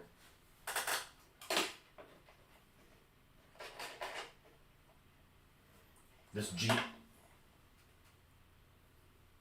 It's oversized Jeep. Well, can't use it unless you put somebody in there. Here's that Triumph. I think it's a Triumph.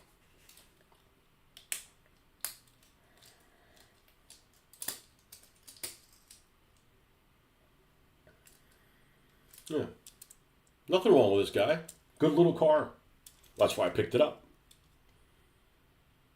Yep. Triumph TR6. Yep. Put one of these clowns in here.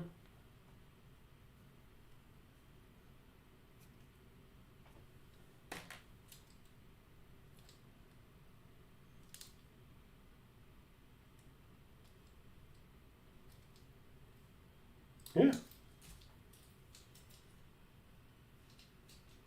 Might have. Yeah, they're not that hard to find.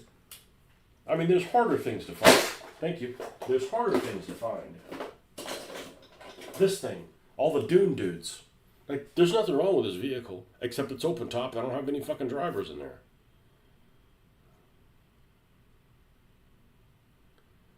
Okay, so this color scheme, and it says grizzly bear on it. Grizzly bear trail riders. Oh, I want to ride the grizzly bear. I bet you do. So, yeah. I don't know why it took me so long to make some drivers, but that's going to open up. That's going to open up some possibilities. And the reality is that as long as I have a body, I could modify the head. I mean, I'm not a wizard. I'm not even talented when it comes to making things out of green stuff. I'm not. I don't have any experience doing it. But if you take a body like this where you just have, some kind of a head, you could put different headgear on it and probably modify it enough. You can make it look like different people. So, main thing is to have the body part. It's just sitting there. It doesn't have to be doing anything crazy. It doesn't need to be throwing Molotov cocktails. And they're decent looking. It's not like they're like uber lanky or something like that.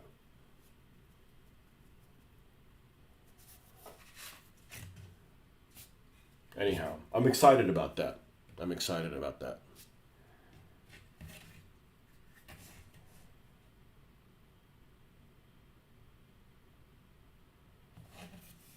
All right, we're doing the back? Okay, right.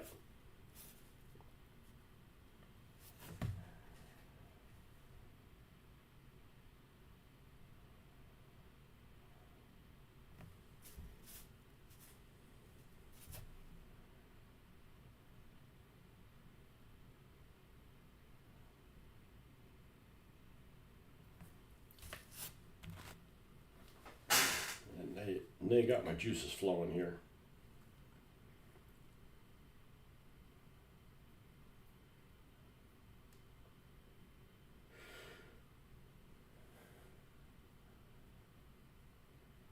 Yeah, some of them are just too. Okay, the Torpedo Jones is one of my favorite castings with the driver. The detail on the figure is spectacular. They are often missing, though. Oh, he is really good.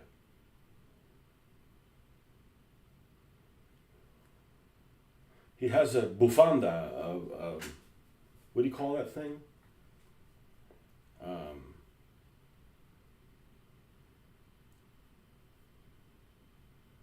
but then it goes around your neck to keep your neck warm. Donut Drifter. Yeah, that's a really fat guy with a huge helmet.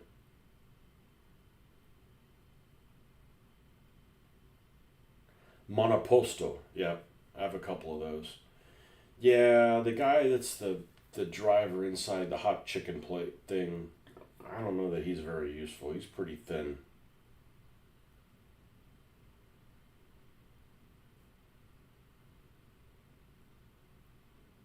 Yeah, somebody posted the loopster thing. You try and tell me this yesterday. Well, yeah, and then something like this. That guy's obviously very big. That guy's not going to work.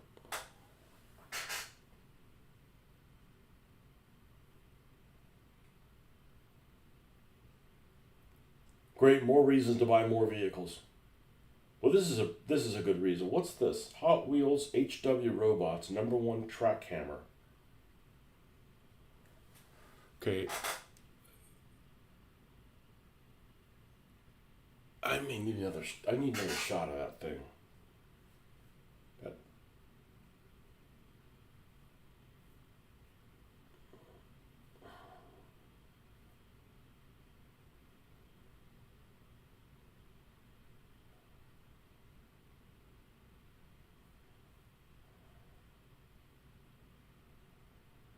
you don't need that many different ones. It's not like, okay, I need to buy the car so I can use that figure. I'll just make a casting of them.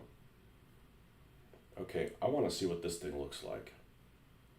Where was it here? What do they call this? HW Robots #1 track hammer.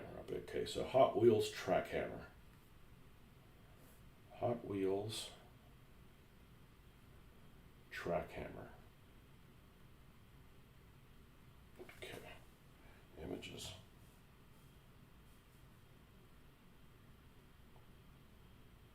Looks like it's got a couple of figures in them. Unfortunately, the helmet part looks like it's part of the casting, which means it'll sit on a plastic body. Yeah, I know he has some drivers. No offense to Creeper Hero Studios. I'm a fan of his stuff. I don't like his figures. I don't. They look weird shaped. They look like anime I don't like.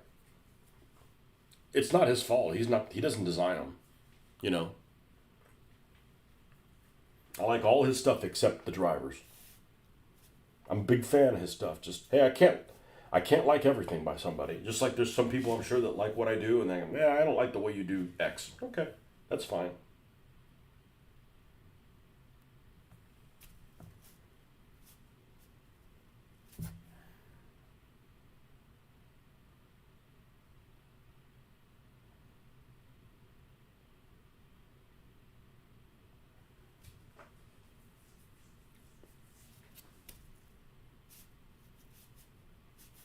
And like something like this, I don't think this is ever going to make it as a vehicle. Ever. This is just going to be junk. You know, make a pile of junk out of this. Off the seat. Then, oh, they have a seat here in the back.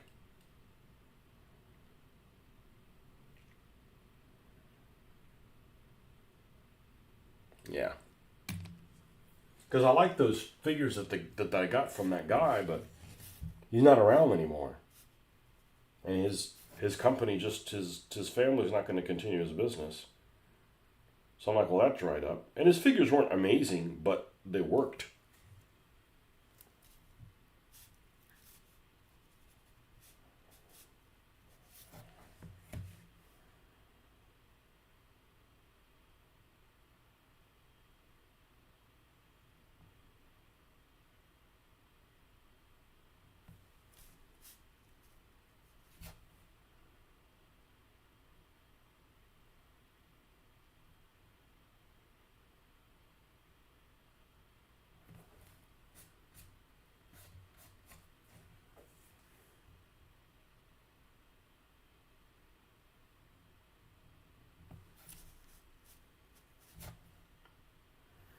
If we can get this done to the point where the other ones are done before I stop, that'll be a good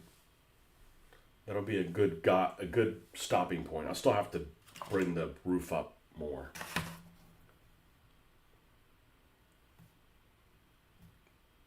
Darken some of these splits kind of thing.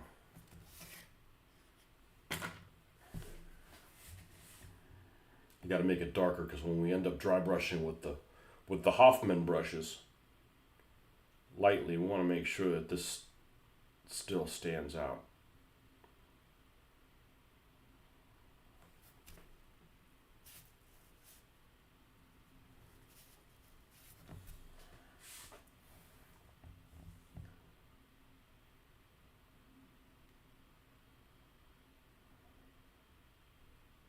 Torpedo Jones, huh?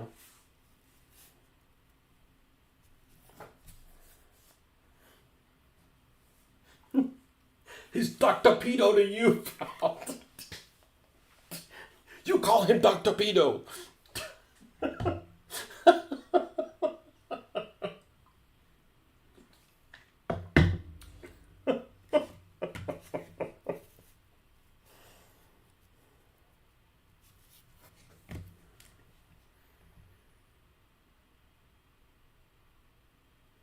Scarf. That's what it is. A scarf. He even has a scarf.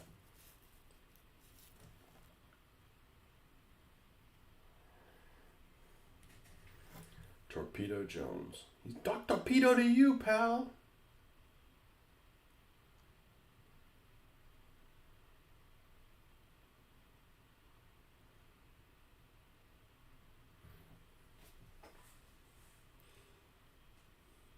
You get Torpedo Jones and Johnny Lightning. I get Johnny Rockets and Johnny Lightning mixed up. The Johnny Lightning vehicles are pretty damn fancy. They're also pretty damn heavy. Everything on them is like metal. Like they're heavy.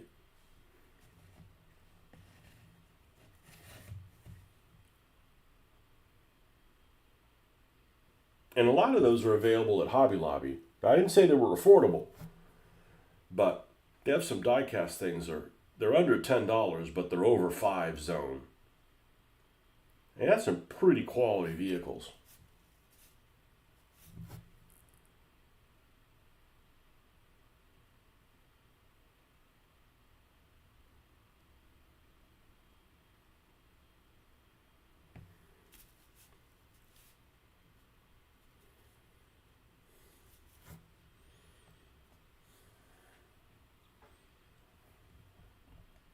I love Creepy Hero Studios. I just don't like the design of his figures.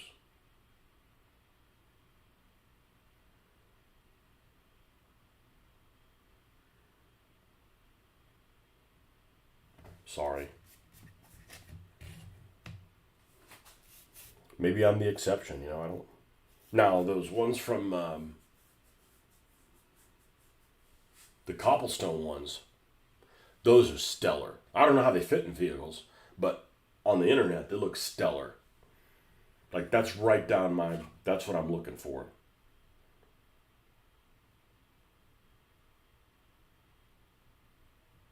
But, they're like $5 a piece by the time you add in shipping.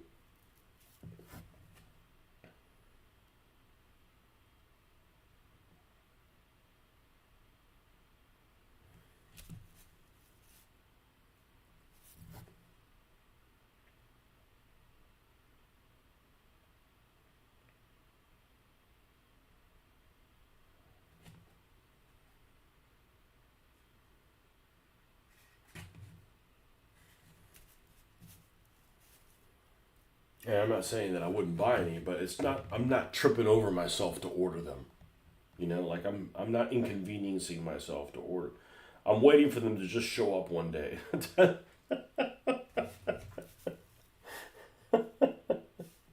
There's no FOMO in that. They have some weird proportions, but I still want to try printing some because they might look better in real life given the angle and distance from the figure is different. You're right. No, well, your investment in them would be, a couple bucks, right? Maybe even less than that. And I don't know if you're sharp enough with modifying. You could just take, okay, like I just want, like if somebody gave me one of these, of one of those figures, I'm good enough with my hands that I could modify it and like, okay, like he's too like, they're too tall, they're too wide at the top of the chest, and they're not gamer shaped. Okay, they're too top at the top of their chest is too wide, and their waist are too narrow. They're just oddly disproportioned, even more than action figures. They're just they're just kind of weird, you know.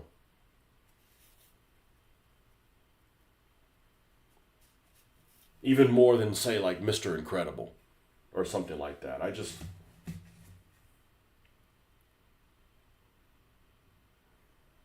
Like they have a set of clowns, but it all looks like the same clown. Like that's a shame.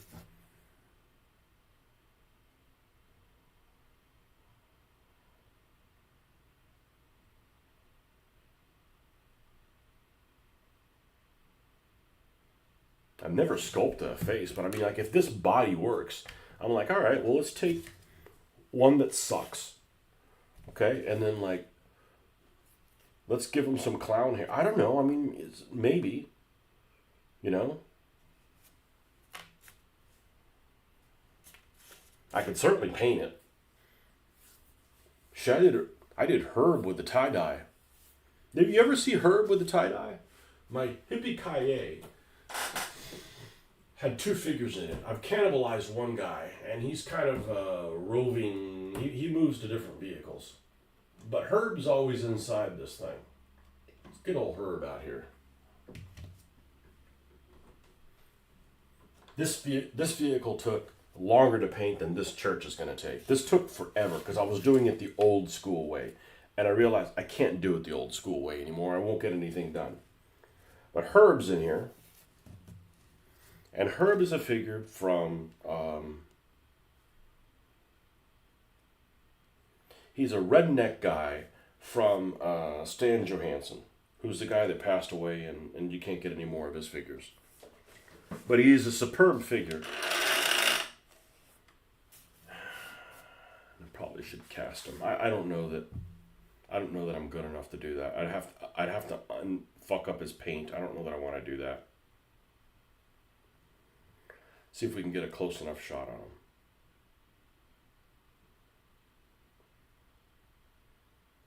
Oof.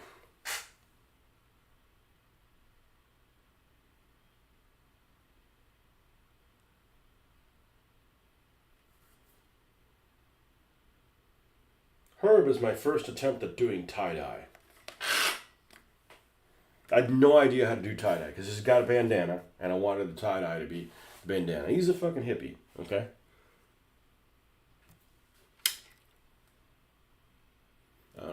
You guys are getting a lot of kickback. It looks very... You can't even see the colors. At least I can't see the colors. Let's see.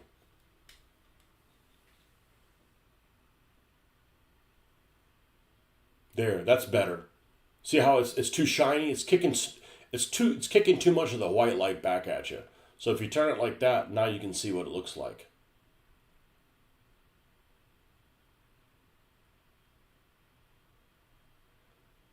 Think you sent me a picture? I don't think so, but I'll look. But he's great. I'd love to have a whole, shitload of these guys. Just somebody to populate a driver's seat.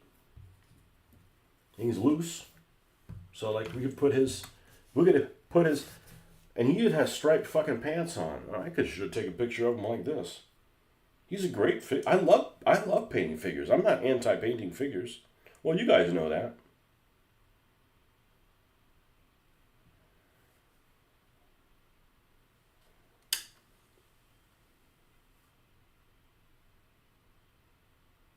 He's a great fucking figure.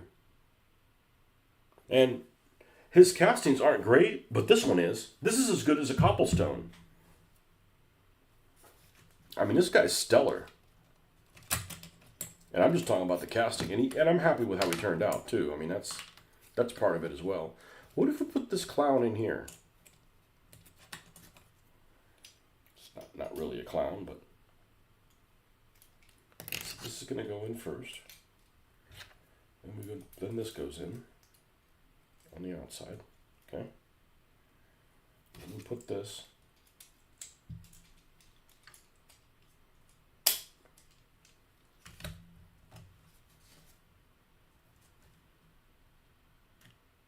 He fucking fits in there.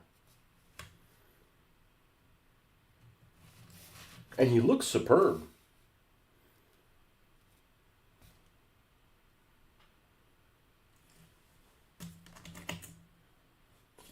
This took way too long to paint.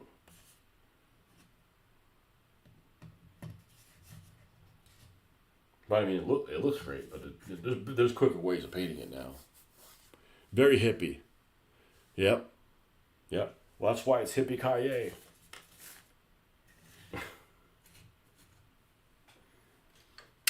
That's a pretty deadly vehicle, but it is a buggy. It had to be a buggy. It's too, dimensionally, it's tiny. It's squished. You sent me a picture. You sure? Let's see. I don't delete nothing. Let's see.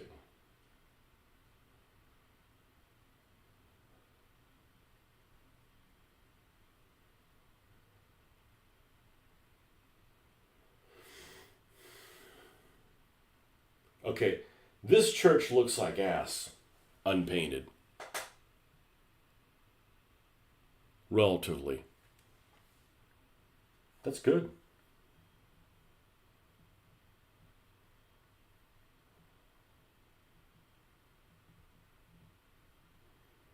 I don't know that you did.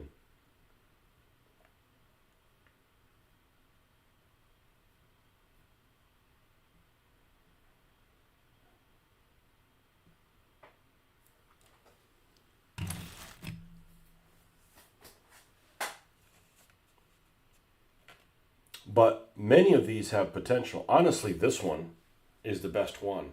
And then if I need to take parts of them, I can just slice them off. He's going to get wedged somewhere that you can't see that great anyway. So it's not like he needs to be like front and center, so to speak.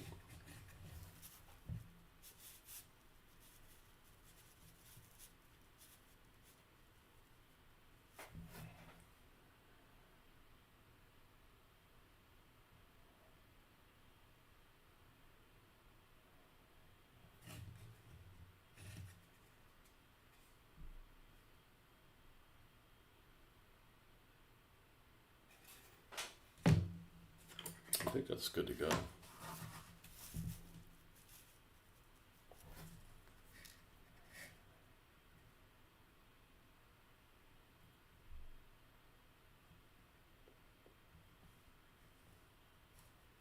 Maybe 10 more minutes, so you gotta start watching the Spa-Francorchamps.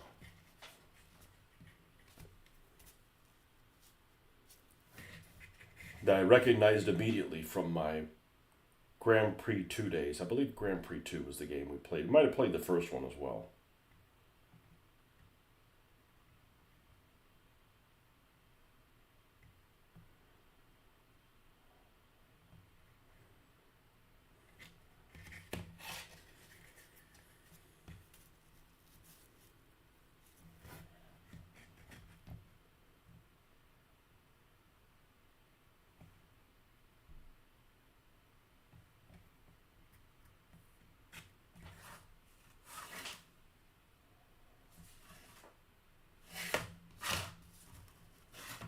Yeah, I just need to clean up some verticals. This thing will be done equivalently.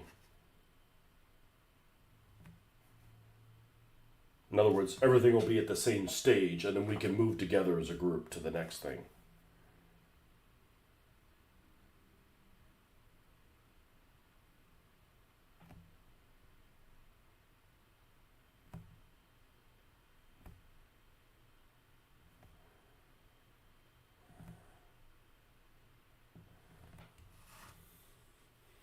What's up, Lee?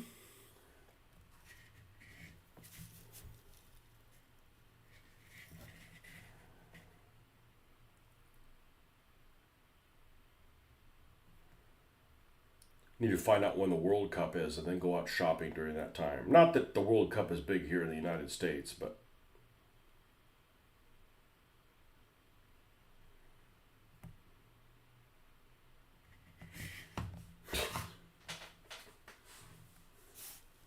and mom's watching it. Like my mom never watched a sporting event other than the Olympics.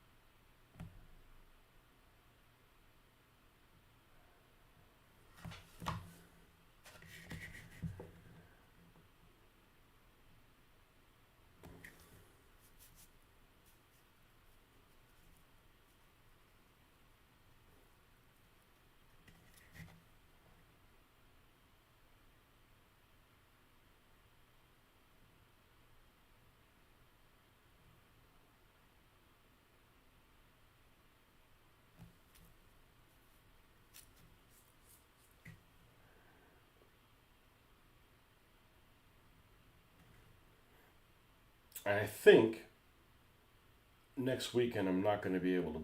There's no any shows next weekend. I'm supposed to be traveling next weekend.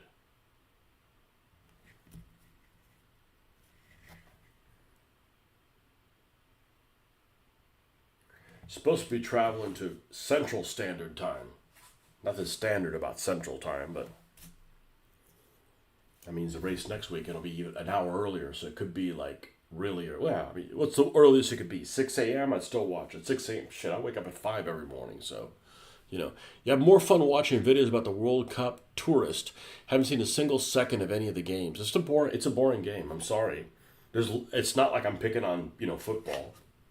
There's lots of games that are boring. Golf, basketball. You know, American football is only moderately entertaining because it's like a war plan. It's like a game of war. That's the only reason why. But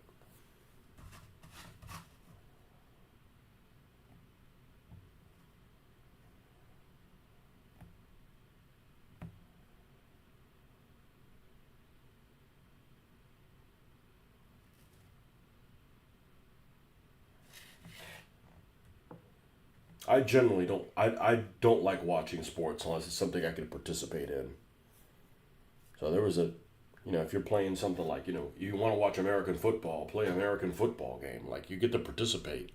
You know, we're going out to Panama City area, which I've never been.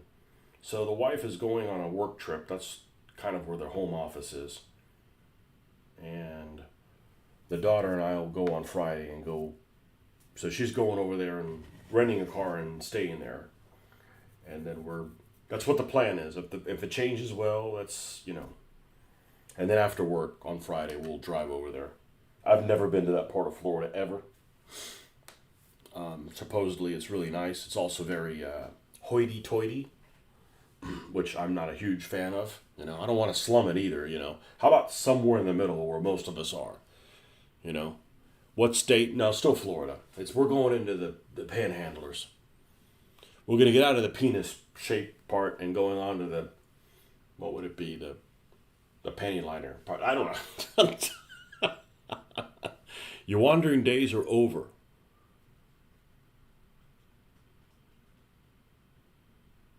You've been to the other Panama City. Oh, I don't want to go to that one. Too fucking hot.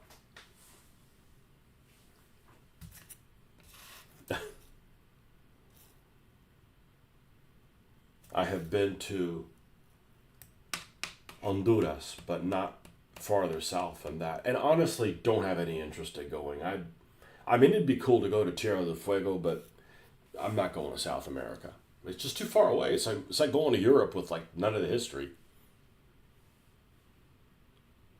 The Panhandle is those wells. Well, they're low on battery power because they're.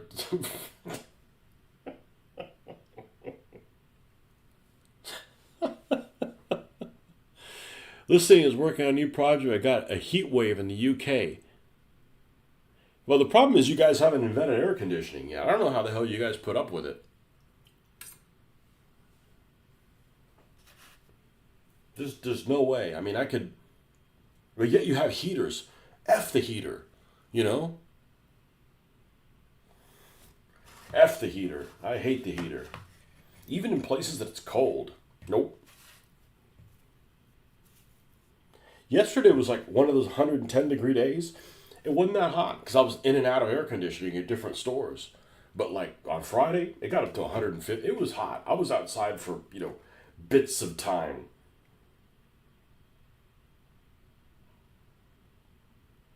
Long bits of time, for sure.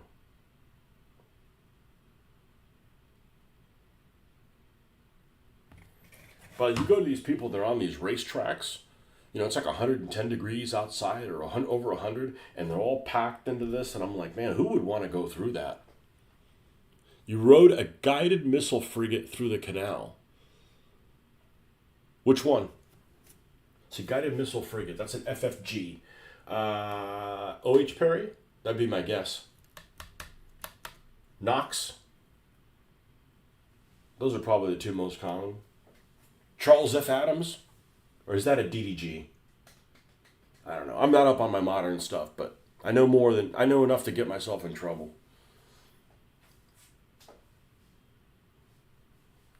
Yeah, the frigates and the destroyers are like the same size now, ish. Or the destroyers are as big as the cruisers. And not that many cruisers. Why did they decide to make the Ticonderoga and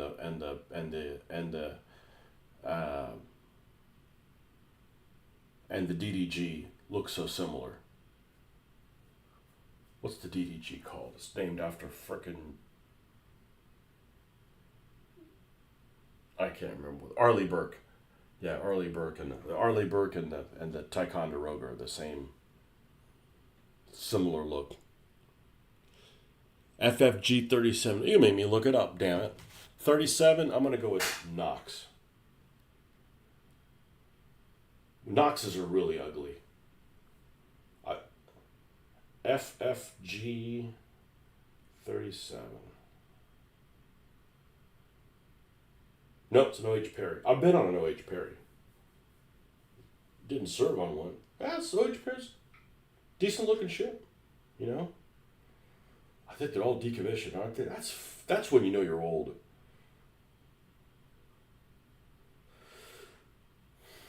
I bet they're all decommissioned. They used to have several of them at Mayport. Mayport used to have a thing in the early Crommelin.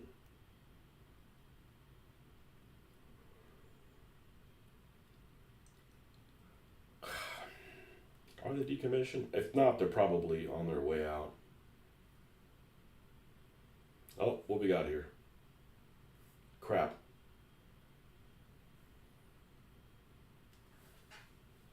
I don't think I saw these.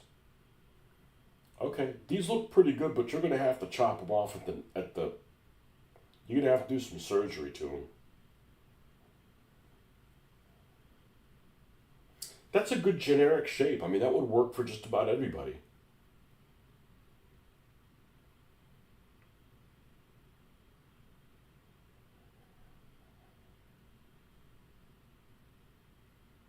That would work for just about anybody.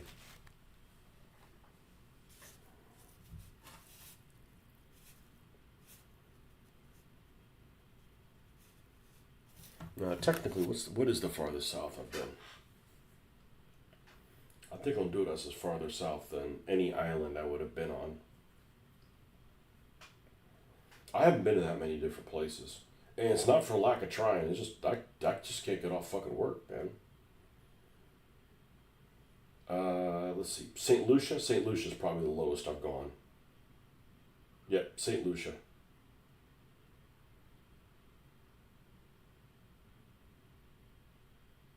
Yep, St. Lucia's the farthest south I've been.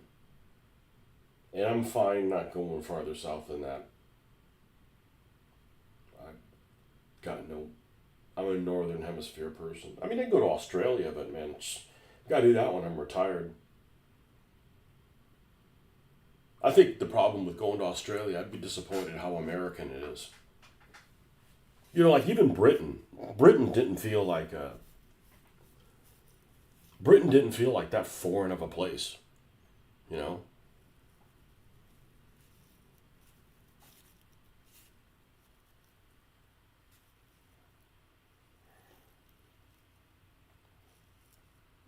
Like some place to be like, we're going to drop you off here and you're just going to deal with it. You're just going to have to live the rest of your life here.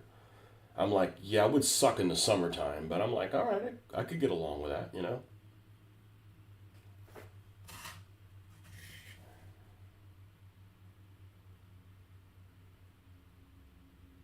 I wouldn't drive any of them retarded hand drive cars. It was so weird. We ended up taking a cab to go from, what's it called? Whatever your airport there is called. Why can't Heathrow? From Heathrow to go to central London. And I climb in the driver's side and there's nothing in front of me. It's so fucking weird. It's surreal. It's like being on drugs. I was the only one who recognized it, and I was not in the Navy. We met Clifton Sprague going the other way. He's the only one who recognized it. The person, or I'm pretty sure that person, that's a World War II person, isn't it? He's like a Fletcher guy, isn't he? Clifton Sprague.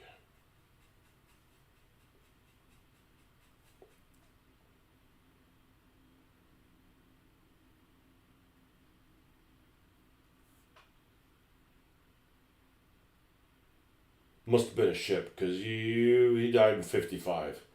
Okay. Sprague. Ship.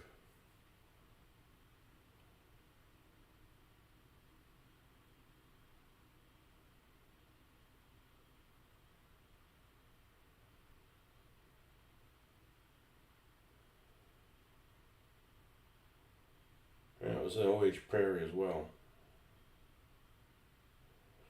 Oh, Clifton Sprague, hero of the Battle off Samar. I was just reading about that. I mean, I was just reading about that because, what's that stupid game that I play? World of Warships. And there was a guy you could unlock, and he was the commander of the Johnston, which was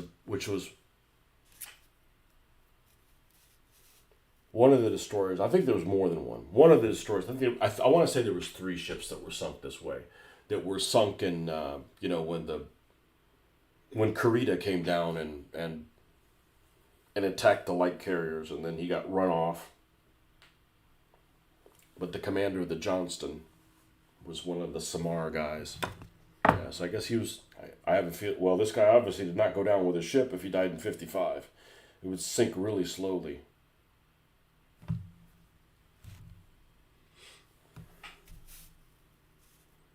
Well, a lot of people that are in, the service. I did say everybody. I said a lot of people that are in the service don't know anything about the service that they're in. And it's not to make them look stupid, but it's just a job for them. It'd be like if I got excited about some of the stuff that I see at work. I'm like, it's just a job, you know. Um, like I've never been in the service. But if I go to a museum that has a bunch of tanks or aircraft or something like that, like I know a fair enough about them just because that's kind of what my hobby is. And other people that might be like they don't know they wouldn't be able to tell the difference between. There's people in the Air Force that probably can't tell the difference between an F-8 Crusader and a Corsair.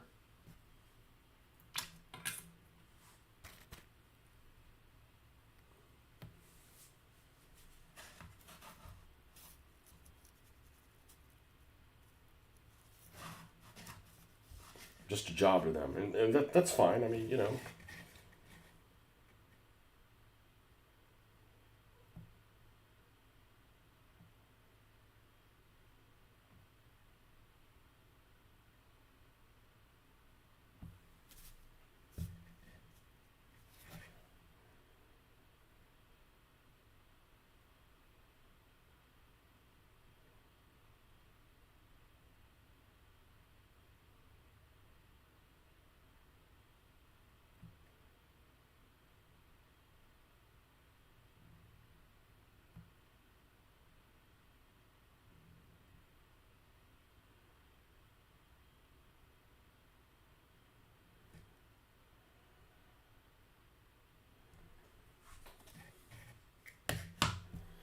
All right, folks. Well, it's time to wrap this one up. We got almost all the roof done, at least up to the same point, and this is looking pretty sweet.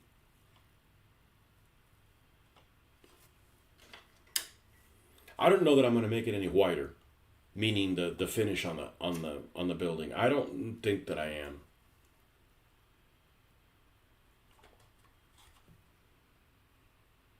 So I think I'm going to take this engine and I'm going to drill out more of this plastic in here so that it can fit like this towards the end. Because right now the only way to fit it is like this. It's overhanging the front a little too much, and it looks like I want it to make it look like this is some real engine that they decided to stick up there. So it's not going to balance really well like that. So we're gonna cut some of that out so you can sit more fully on the top of the steeple. And the logo for these guys, I'm probably going to cut it out of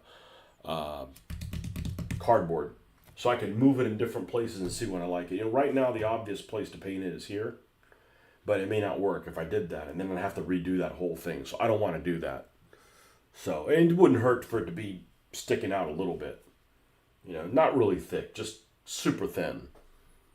Maybe even the thinness of like this plastic or something like that. But I want at least the basic shape so I can see, okay, it looks good there. It doesn't look good here. You know, unfortunately, there's not anywhere that looks really big for it to sit.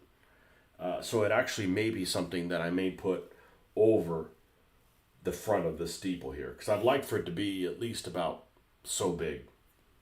You know, so you can see it at a distance. You know, but this is going to go up here, glued on here. We are going to put a couple flicker lights in there. Put glass in it so they can... I mean, why not? I got tons of those flicker lights. So, I don't know how many came, 30 or whatever. I've used like 6. I got plenty. All right, folks. Thanks for stopping by. We'll see you guys maybe later on today.